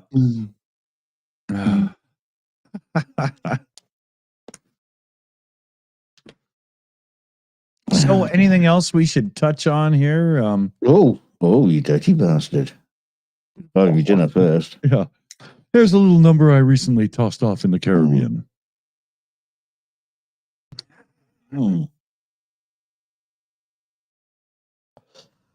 Yeah. Nope. Got nothing. Um, I mean, I have got stuff, but I was banking it for a 42 show, so I don't want to throw it. I don't want to throw it. What was it? Hey, that guy, was it Luigi Mangiano, the pew pew. the pew CEO guy. Yeah. I haven't heard. I mean, there was a story I had for the 42 show for tonight, and obviously we didn't do it, but it doesn't matter. We can throw this one away a little bit. But there was he was in court, and he was wearing a jumper, a branded jumper, and as soon as it came out, he was wearing this jumper. It sold out, and I've been hearing this constantly through the story of this guy that so many people are falling in love with because he's so fucking gorgeous as a killer. Oh God! The product placement shit that's going on accidentally. You know, like the backpack that he was wearing when he was Oh my God. was it when he did the murder or when he got caught? But he was wearing a backpack or something. Sold out. It's sold out as soon as they found it. Yeah, just the guy is a walking fucking advertising billboard at the minute. He can sell any product without actually getting any of the monetary rewards or whatsoever. There's an episode. It's a weird shit thing going on here. There's a TV show. It's a very popular one in my world called Through the Wormhole. It was Morgan Freeman narrating it, and they would talk about things where people are still working on their theories scientifically and stuff. It wasn't all finite accepted. It was very cutting edge stuff at times, and one of them was how people have an aversion to certain items. This guy did an experiment where he would, this pen was used by so-and-so that wrote something, and people would pass it around and think it's cool. These eyeglasses were so-and-so's, very famous person. Oh, and this sweater was worn by somebody who committed these murders. And most of the people in the room did not even want to touch it, let alone pass it to the person beside them. And they were looking at this as it pertains to something to do with the subconscious or something. I can't remember what the episode is offhand, but I would love to see that experiment done right now in the modern social media age, because this episode's probably 12, 14 years old or something, right? I would love to see that done now, because by what you're saying, people would have been more like, oh, let me see the sweater, right? Who did he kill? Right? Yeah. What the fuck is wrong with people? It's a very, I mean, the whole story and what people have been saying about. There's Josh Johnson, who's a comedian. He's on the Daily Show. Yeah. He does a spot on that, and he did an hour stand up. I watched last night. I was going to post it to people. I thought, no, you won't be bothered. But it's absolutely brilliant, just looking into the whole story, and he's speaking the plain truth.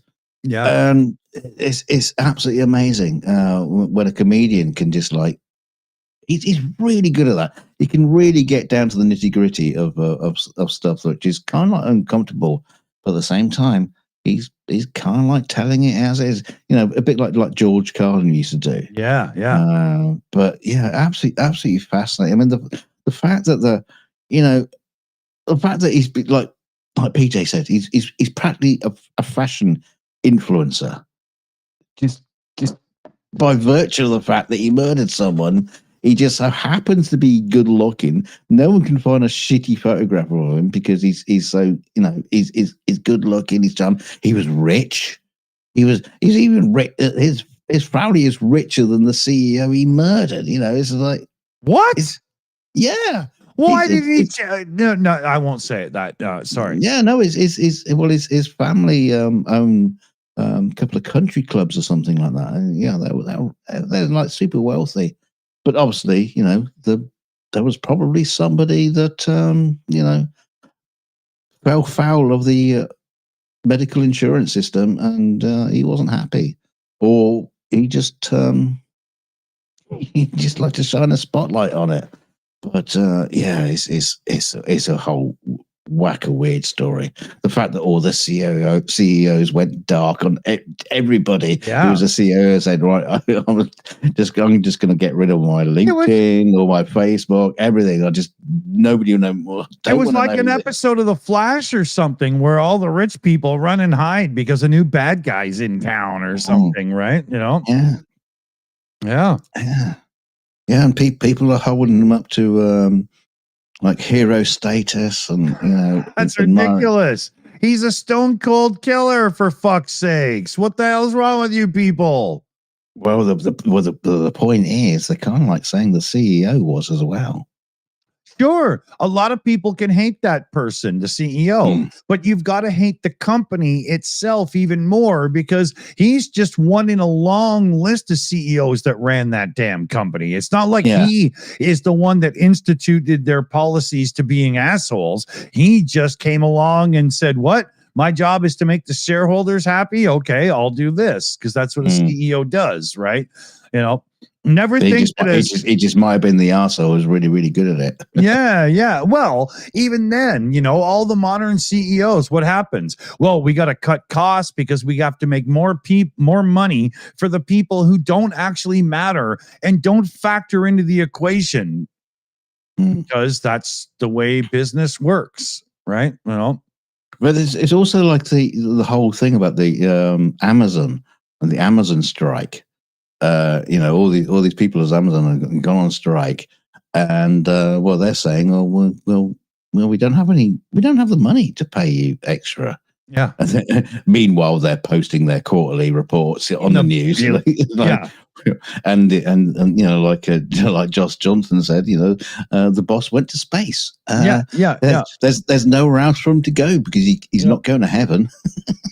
Yeah, when the boss is in the race to be one of the first, like, you know, trillionaires or whatever, and all this stuff, and he has all this money to throw into like weird endeavors and massive yachts and stuff, and meanwhile the employees are busting their ass for like minimum wage, if maybe a tiny bit better. Yeah, sorry Bezos, but you're a fucking asshole. I don't care. You know? Well, here's the second slammer on the Bezos story.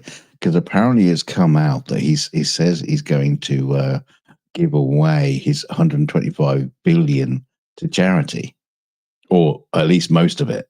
Why doesn't he just give his employees that made him the money a real wage? Isn't that a better start? Yeah, I mean, keep a billion, keep a billion, Bezos. You know, we're not going to, you know, make you, you know, penniless. Keep a billion. That's quite a bit of money. I think most people would like to have in their bank account, and give away the 124 to your workers. Yeah, you know, exactly. You know, it's unbelievable. What a wow. I mean, I don't want to keep bringing this guy up, but Josh Johnson, he brought up a very, very poignant point that he visited Versailles in France. Yeah, you know, which he, you know, was like the court of you know, the king of France, and it's just so opulent. It's beautiful. It's a beautiful place. The grounds are fantastic. The palace is amazing, and this is at the time prior to the French Revolution, when people were starving in the streets. Yeah, and you kind of look at it thinking, well, yeah, that was a point in history where the billionaire who was the king, you know, he got done in by the people who were starving. Yeah, and we might be heading towards a very, very similar situation at the minute. You know, with Musk and Bezos and, you know, what's his name, Mr. Facebook? Can't remember his fucking name, but you know, it's all these Yeah, it's like a bird. And They would start, to be honest, and they're just the three popular names. I mean, there's billions of, I won't say billions, so there's loads of other billionaires out there. I think it would start with Trump, because he's the one that's going to give them even more free reign, and the public is finally going to go, okay, that's it. You're giving them a tax break, and you're selling it to me as if somehow, because they have even more money, I'm going to get a better wage. Reagan tried that, you piece of trash. Not buying, you know. But can we just point out that Trump is the poorest of all the billionaires we just mentioned? Well, that's why he's cozying up to them all, because he wants to go up the ranks. And the only way to go up the ranks is to get some of their money. Because, I mean, Trump steaks and Trump watches are never going to get him there, right? You know, the only angle he has to be a bigger billionaire is to be in control so he can pad their wallets. Right? How many billions do we need? Let's try it let's try it with a super chat, quest. You know, we got those goals. You know when you can set on in the stream your goals for super chats. Let's see if we can get like $100 billion by the end of tonight. Well, yeah. Speaking of which, we have one in from Darren Vaughn here. So, Luigi. Yeah. Here we go. I could hit that goal button. I've never tapped it before. He says, Luigi, have you seen this man? Mustache and plumbing clothes. Strange car. If you see some earthing, report it. I don't get how people on social media can start fantasizing about and buying the stuff that a kill. He's bonk. Oh, do you know? I'll tell you one thing. Another thing that was incredible about the story. You know, he got ratted out by a McDonald's employee. Yeah. But they put out a massive reward for any information that led to his arrest. They decided not to pay the reward to that person. No way. Yeah, they said there's all these complications and shit that you don't get the reward that we said you would get. Just like the basketball team taking the PlayStation from the kid, right? Yeah, I know. And this is the company. This is the company that the CEO was shot. And that company is saying, no, you're not going to get the reward. I mean, turns out you didn't read the fine print. It's just like our healthcare policies, right? Exactly. How fucking ironic is that? Yeah. No wonder people are cheering this guy's death at this point. I'm sorry, but I'll stop trying to beat around the bush here. Yeah, I know. Wow. Well, there's so many people in the world that are so sick of these ultra rich just doing everything they can to get more, while other people that live in the city have to share a 1-bedroom apartment with 3 people because they all make minimum wage slinging burgers and stuff. You watch, it's not going to be much longer before a whole whack of people go psycho over this. Well, I mean, I don't particularly want to bring it up, but there was another school shooting recently. And how long is it going to be before people stop? The kids stop going into schools and shooting kids, and other people are just going to start lining up, waiting for the billionaires to stick their head up. How many of these troubled kids come from families that have troubles that could have been addressed in a medicinal, mental capacity and made the whole family better, but there's no provision for that in healthcare. And as such, no, because they didn't, the insurance didn't cover it. No, but there was no insurance. You have to pay that, right? And so what happens is things break down and things go sideways and chaos and whatnot. And that it doesn't affect the ultra rich at the top that are in governance because they all have private schools and whatnot. And to them, it's no big deal. They actually don't give a shit. No, to be honest, they don't. Right? And why don't they give a shit? Because in their world, whenever they want a coffee and go to a place for coffee, there's a coffee. When they want to be fed food, there's food. So in their eye, anybody that doesn't have a job isn't trying hard enough and blah, blah, and whatnot. And none of them give a fuck, man. Well, I mean, that takes us back to the Bezos story, him apparently giving his money away to charity.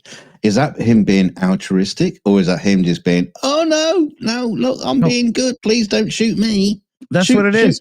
Shoot the other guy first. Why is it called philanthropy? Because that's a word that gets you in the papers for being a good person. So you step on the backs of honest workers for years to make yourself a fortune. And then we're supposed to applaud you because you make a token gesture somewhere when you could have actually been making a serious effort for years. It's bullshit. Fuck you. Mm. What about self-serving nonsense is what it is. What about Mr. Microsoft himself, though? What about him and his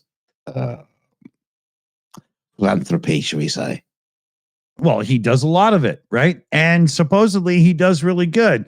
But he also did all kinds of horrible things in business to backstab people and put them out of business and dominate and whatnot. So I don't care how much money he gives away. He should just never have taken so much in the beginning. It would have been a way better option.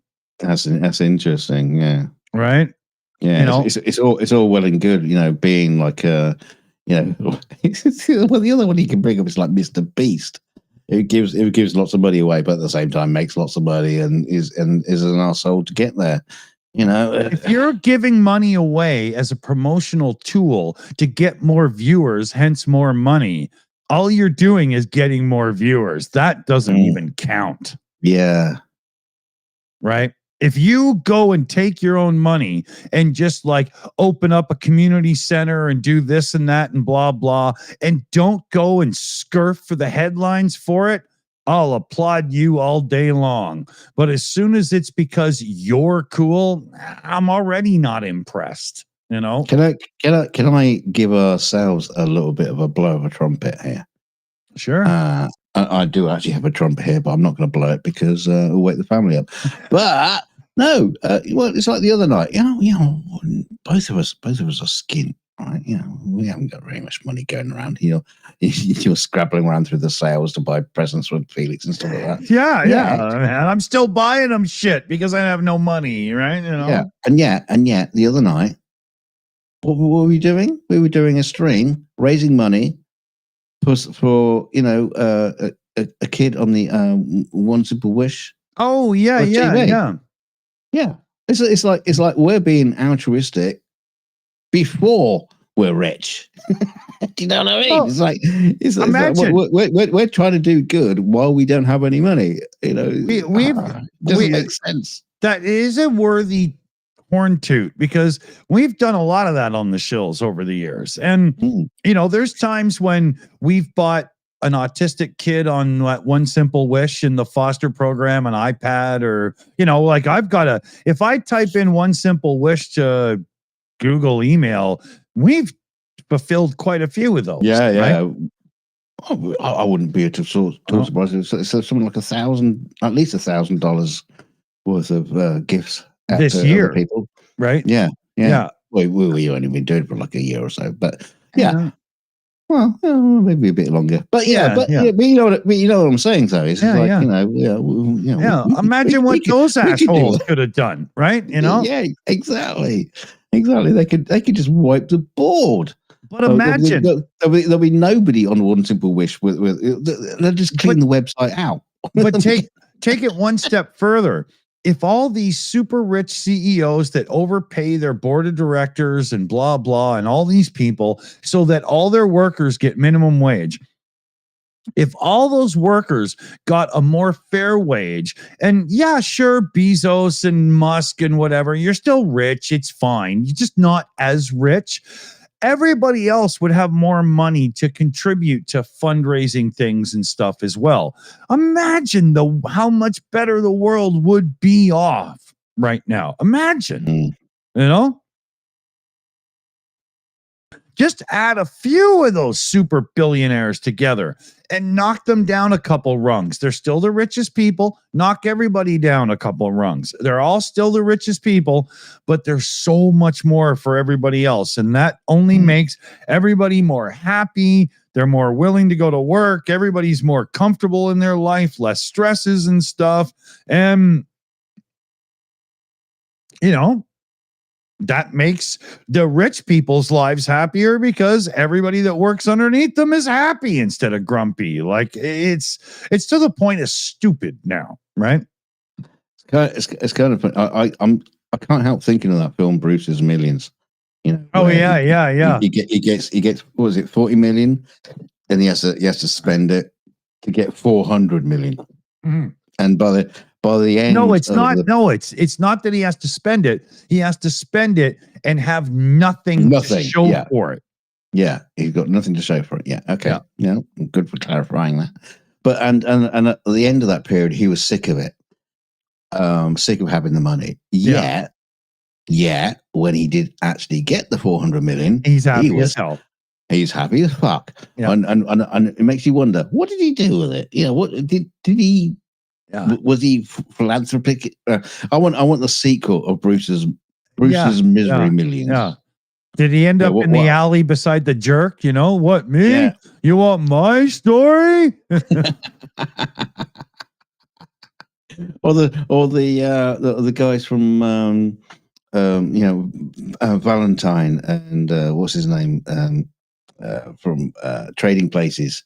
You know when they finally beat the system and made like 300 million in one day. Yeah, from nothing. Nothing. Yeah. I still never understood the tactics behind that. You know, where I'm not sure they're real because I've tried to work it out and there's a missing step somewhere because I have actually watched a video about it and it explained it because they started. Well, the butler had the money to get them going. Right. Yeah, but they started selling stock that they didn't have. Yeah, and then bought it back, and it's very very bizarre. Yeah. Anyway, but it kind of makes you wonder. You know what do they do after? Well, this is the whole thing. This is one of the biggest things about the world that drives me crazy is the stock market itself. Right. So you have one of these. I have a new startup company and everybody loves it. We don't make money yet. You know, we only exist on venture capital, but we're going to go public. So everybody buys shares and goes, wow, this is a great idea. I know it's going to make money. So I'm buying the shares. And then the company's valued at big bucks, but they haven't made any money. How are they fucking worth anything? And I get it. It's speculation and all this, right? You know, but you have futures on the stock market for like, you know, oranges and stuff, just like in Trading Places. And bacon. Right. Finding a bacon and lettuce. Right. But the whole stock market is now futures. Right? Because it's all based on what are you going to do for me for tomorrow? And I'm gambling on you to make me rich. And then now the gamble's been taken out of it and everybody just expects to be wealthy because they have money to put into it. And all the companies are so beholden to the stock market that they'll literally fire important employees to balance their budget or their balance sheet better to make it for the stockholders. Meanwhile, they know that's actually a bad long-term decision, right? It used to be that some old lady that always shopped at the Bay would buy shares or bonds or whatever, shares in the Bay because she liked the Bay.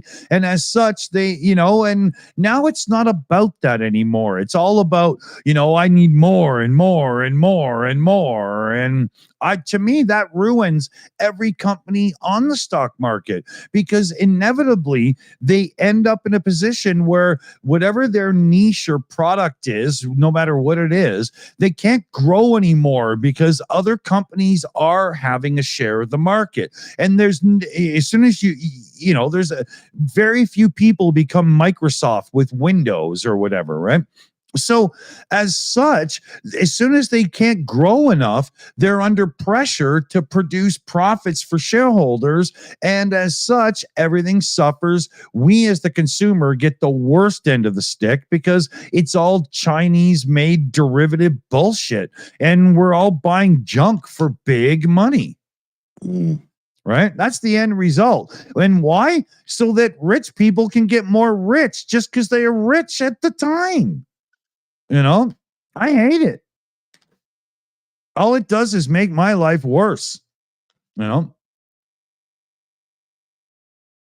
Paul Gilbert points out, as far as trading places was concerned, he can short sell stocks, but you have to buy them back. In a short time, which is kind of like what they did. But what interesting about after the film, they brought in some kind of legislation or something called the Valentine something or other, named after Eddie Murphy's character, which prevented that sort of shit happening in the actual stock exchange. So the movie actually, made them make them some changes. I thought it was quite funny. But I think there's a lot of changes the market has to make because now they're way out of touch. But anyway, we got Paul Gilbert in with a super chat here. I'm loading up on popcorn for the next 4 years as we are in for a weird trip, my friend. Slava Ukraine. Hero Slava. Yeah, you're probably better off sitting out in Ukraine watching what's going on in the US. Oh, yeah. It's probably safer. Yeah. For somebody like Paul who's going to sit back and watch the next Trump years with popcorn, instead of you can get those like cheese shakers and stuff for popcorn. We need Ritalin ones so that you can just sprinkle some Ritalin on your popcorn and go, oh, that makes it so much better. Isn't that what we need, man? Yeah. Just sleep through it. Yeah. Okay, so I got to see a man about a horse. Give me like a minute here. I'll be real quick. Oh, for fuck's sake.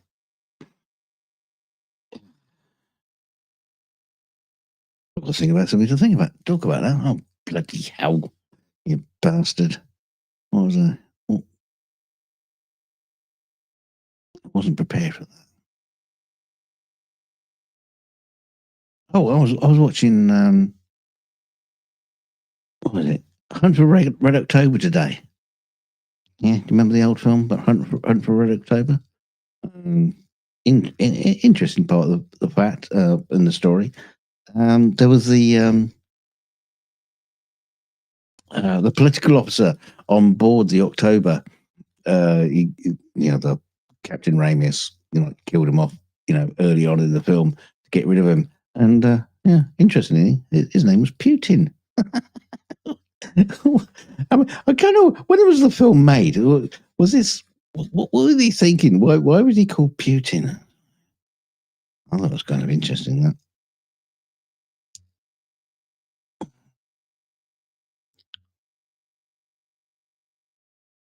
Talk about the King's speech. Which one? What, the film? Or that's a point. That's a point. Yeah, King Charles would have done a Christmas speech. I don't know. Never saw it. Is it on YouTube? Has he got a YouTube channel, the King? I don't know. King Charles? You mean that monkey on the Empire State Building? Is that? Stop it. Or we'll have to send the redcoats over and sort you out again.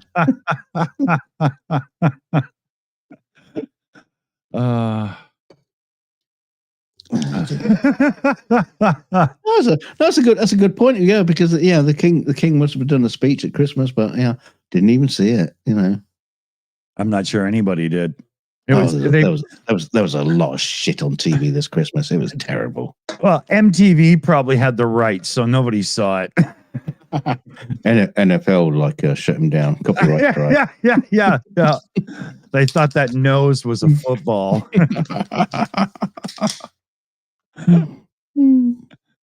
Oh, I forgot. I should check. Have they fixed that yet or not? Let me check in the studio and see here. Robert Lockhart is asking if I watched Skeleton Crew. Yeah, I've been keeping up on that. I haven't watched it yet. I've been storing it up to watch. Yeah. Yeah, kind of interesting. Very, very, very silly, but it's very much in the vein of a kids film. Which, let's face it, Star Wars always was kind of like. But Jude, I've got to say, Jude Law is absolutely fucking fantastic in it. He's chewing up the scenery. He's great. I'd have loved to have seen him I'd have loved to have seen him in the prequels. Jude Law, who's that? Yeah. Is that the guy from the Yeah, that guy. Yeah, he's good. Yeah, okay. He's in it, eh? Okay, cool. Yeah. Well, he's one of the main characters in it. He's like the Jedi. Well, he's not a Jedi. But he's a Force user. It seems like. But he's really good. He's really good in it. He's a Force user. Do they have rehab clinics for that? Yeah. Jedi Anonymous. Yeah. Forgive me, Father, for I have forced. Well, no, you shouldn't say that because he's hanging around with a bunch of kids, so that could get. Okay, yeah. So, okay, yeah. Is it got a bit of a Stranger Things going on then, where like the adults are supervising children doing shit they should never have ever done? Well, it was kind of like the other way around, but at the same time, his character is kind of like forcing the kids to do stuff. It's a very, very interesting. Clarify that before YouTube takes us down. Just plot wise, I mean, if they're going to let the NFL take us down over Dave saying goodbye over what you just said, Rammstein's going to have a copyright claim against us. I think Jude Law might just join us in the chat in a minute. Jude is great. He's a hey Jude. Yeah, he's great. Don't copy claims. I'd love to see him in more Star Wars stuff. Jude, he's really good. Jude, don't copyright claim us for talking about Star Wars, and I won't have to discuss your appearance in Marvel Miss Captain movie thing. I think one of the interesting things, I'm not going to comment on that because I don't watch that shit. I think one of the interesting things about him in this is he's obviously he's come on the show and he's not like phoning it in. He's trying to do something with it, and he's putting. You can tell he's putting effort in. He's not giving it the Boba Fett. He's giving it the full Mandalorian. I think I'd go one step up from Mandalorian. It's the. But when you think back at like the Phantom Menace and Liam Neeson and what's his name who played Obi-Wan? I can't remember his bloody name now. Top of my head. Ewan Trainspotting. Yeah, Ewan McGregor. Yeah, I mean, they were so fucking wooden in that film. They were just like barely any character. Yeah, you could drag out of them.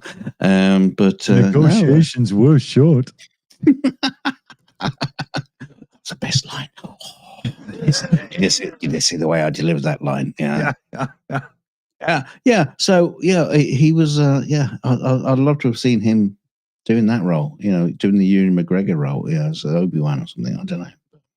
I've seen some interview stuff with Ewan McGregor, and he's like, yeah, during the, my Star Wars movies, the shitty ones, they had me on this green thing, and I'm surrounded by green walls, and some idiot's holding a stick in front of me and saying, okay, ride a horse. And he's like, all right, but, yeah, it takes you back to like, I hear stories when my friend who was an actor, and he was like going through like acting school, and they make him wear leotards and all that kind of shit. And like, now be a tree, now you got to be the part of a tree and be the best tree you can possibly be. So, what kind of like fucking acting is How that? did I end up at Woodstock on LSD? What the fuck's going on? I mean, when you think people like Patrick Stewart has gone through that, before he became captain of the Enterprise, he had to learn how to be a tree first. Yeah. Well, at least the tights thing helped him for get ready. Right? but like you say, I was like, oh yeah, no, pretend to be on a horse. Yeah. Yeah, that's literally what it is. It's fucking pretending. Yeah. Yeah. What is it? Where is the line between acting and pretending? My kids used to do acting all the time. Exactly. And then okay, let's wrap this into something properly uncomfortable. Acting and cultural appropriation. Oh. Right? Because how I'm waiting to see where you're going to take this. You dig the hole. I'll throw a rope. It's not a hole. Where does acting end and assholeness start? If you're like when I hear a British or an Australian actor doing a North American accent, and every so often they slip and you hear the vowel or whatever, and you can tell, right? I don't sit there and go, "You've stolen my lack of culture," and blah. You know what I mean? Like isn't acting? Right? It's not like if you're a musician and you go, oh, but I'm downtown somebody Brown and blah blah, and then they found out that you grew up in like a 7-bedroom suburban home or something, right? Acting is acting. I can't understand that people could have a problem with somebody pretending to be somebody else, because that's what acting is. Well, unless you're Nicolas Cage, but right. So we're not drawing on the race card here, where people's like blacking up. No, but even when you say cultural appropriation, yeah, but even blackface aside, like you got somebody that looks Asian and they're from Japan and they play a Chinese character, how dare they? How dare they? Yeah, or a non-Mexican director makes a Mexican movie, and is that there's so many angles to that, but it's all or a heterosexual plays a gay man. Is like, how dare you do that? Because he should be gay.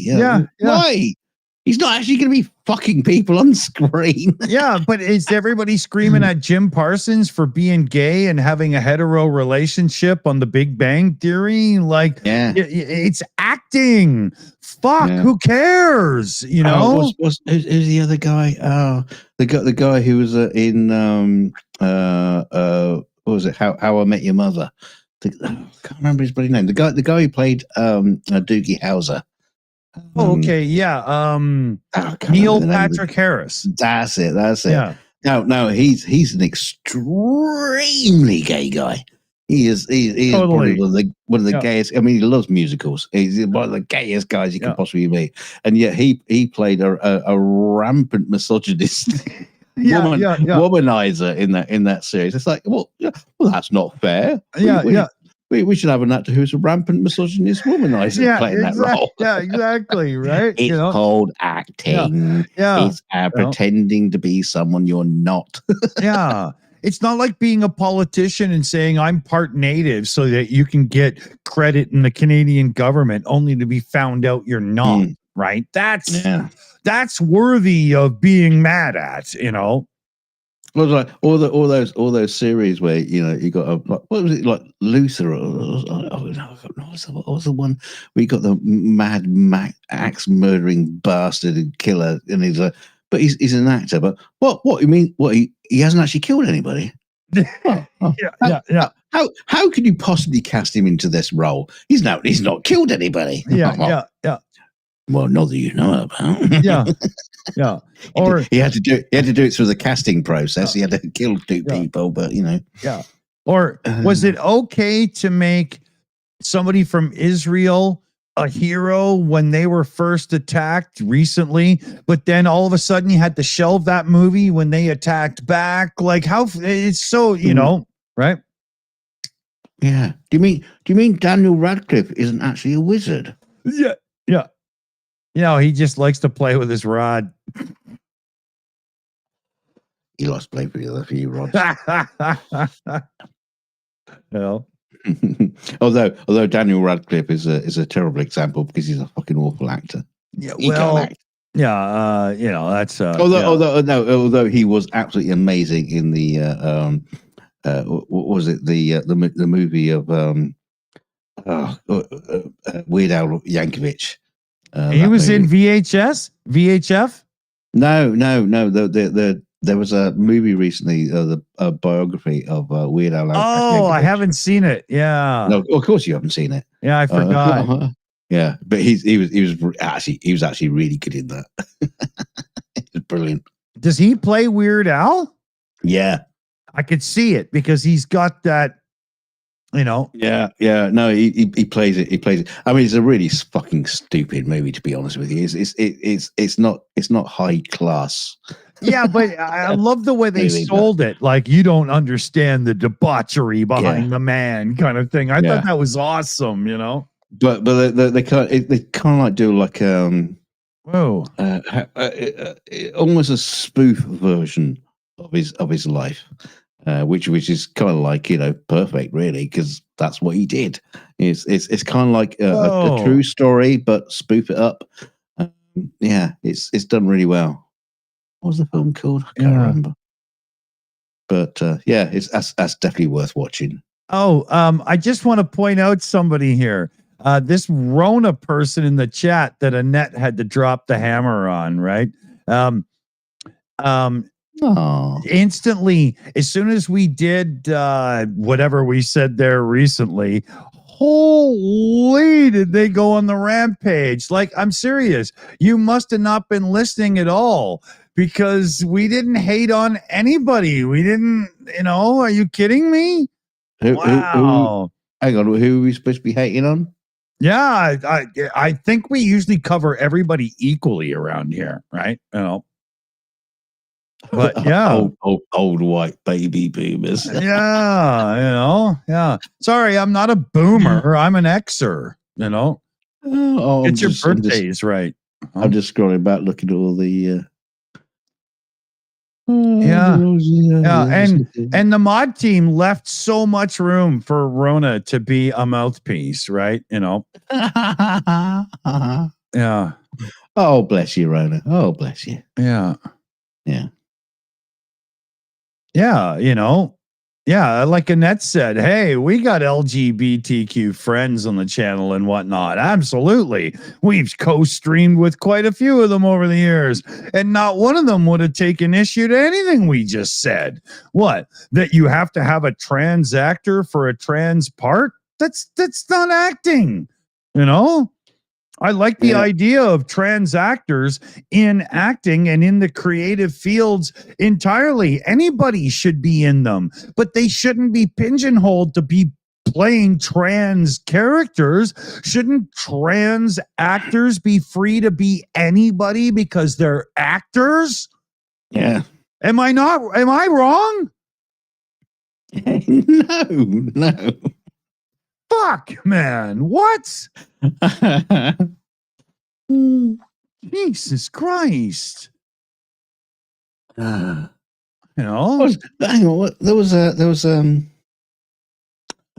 trans actor. Hey, purple rhymes with orange. Trans woman who used to be on the Shills regularly. Purple, we got to have you over for a few pub chats coming up again too. But Purple will tell you, I have no ill will to the community in any way, shape, or form. That's not fucking fair, man. Fuck, But this is that whole thing we've talked about on this channel many times. You get that thing where somebody hears one thing they don't like, and boom, social media dictates they must vilify you on the spot, and boom, ba boom, ba boom, boom, boom. Right? Come on, the boom boom fuck, fun. man. Yeah, you know. Good to see you, Burble. You know? Yes. Listen to us, learn from us, take the context. Yeah. Yeah. And God forbid you don't come here for educational content, right? You know, Yeah. like, I mean, yeah. To be fair, you can get pissy with us. You can get pissy with us in the chat. That's fine. But yeah, that's fine. but for valid reasons, you know. Mhm. Don't call me a hater just because you know, dicking around, having some fun, hence the name. Although he does hate some things. I hate lots of things. Yeah. Mm. I hate warm beer. Yeah. I hate overly tightly rolled cigarettes because you know, I don't have that kind of lung capacity. Especially when they're given to you by a trans person. Isn't that right? Yeah. Don't do that. That's the worst kind of tightly rolled cigarettes is when they're handed to you by a trans person. Yeah. No.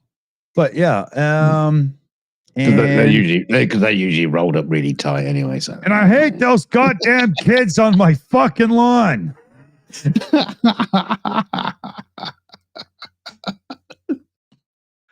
and not just the black ones.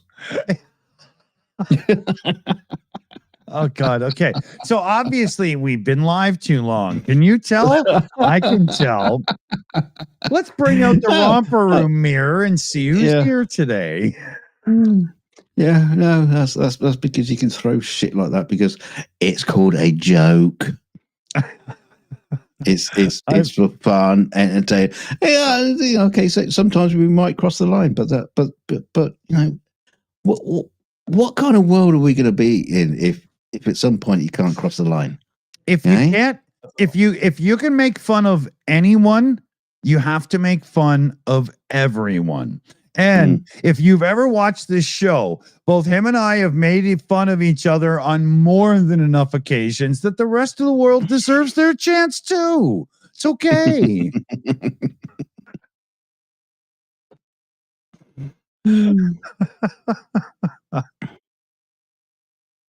Yeah, maybe we are just like two old white baby boomers. Yeah, whatever. Well, I'm not so much white. I'm more green, but you know. I'm not too sure that counts. What? Baby boomer, 900 years old.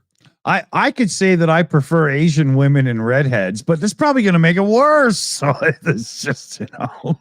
What? Redhead Asian women? There was an ampersand in there. That's a very rare mix. Yeah. Usually Scottish. takes a visit to a salon, but you know. Yeah. Send some Scottish men down to Asia to sort them out. You know, that's the only one you get redhead Asian women. Although more likely you're just going to end up with a red beard. Well, you get them in bar songs, but they're usually sung in Vietnam. Anyway, we should.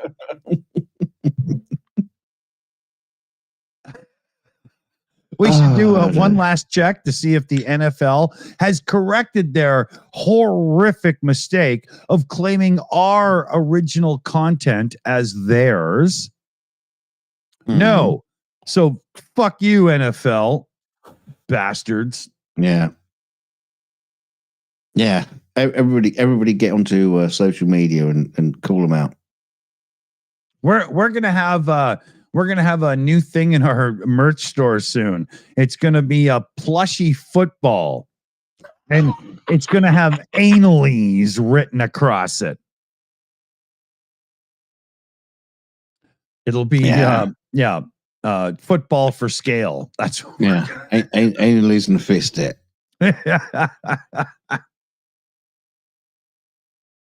You can shove it up your ass. Yeah, we'll have different sizes to make sure that we have the right one for you.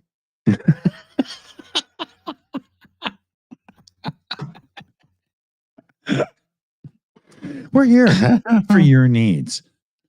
For those moments when somebody else can't bring you the pleasure that you yourself could. And in those moments, what you need is a Shills football. Coming soon. Squarely kicked. right up there. Touchdown. Okay, so yeah, if we don't end this stream soon, the NFL is going to copyright claim us again. Oh, for God's sake, don't say good night then. Oh no, good night. That's a terrible word to say around here. Yeah, it's owned by you can't say good night because it's owned by the NFL. You just did it again. Oh no. Okay. Shoot. Say night. Good night. Oh shoot. You gotta hit I gotta hit the button when I say it. So good night.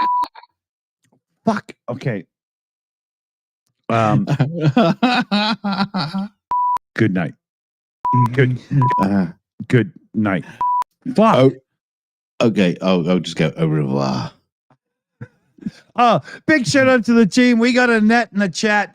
She runs the teams around here. We got Shayna on the Shills account. We got PJCnet, Liam Wakefield, and Super Chat Matt.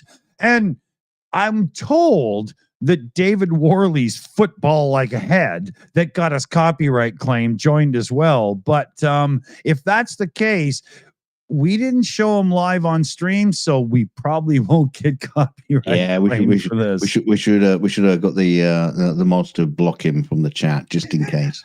Yeah. So Dave, your name is the punter now. Yeah, I bet he bought an NFL shirt or something like that. That was it. That was enough. He's on a list.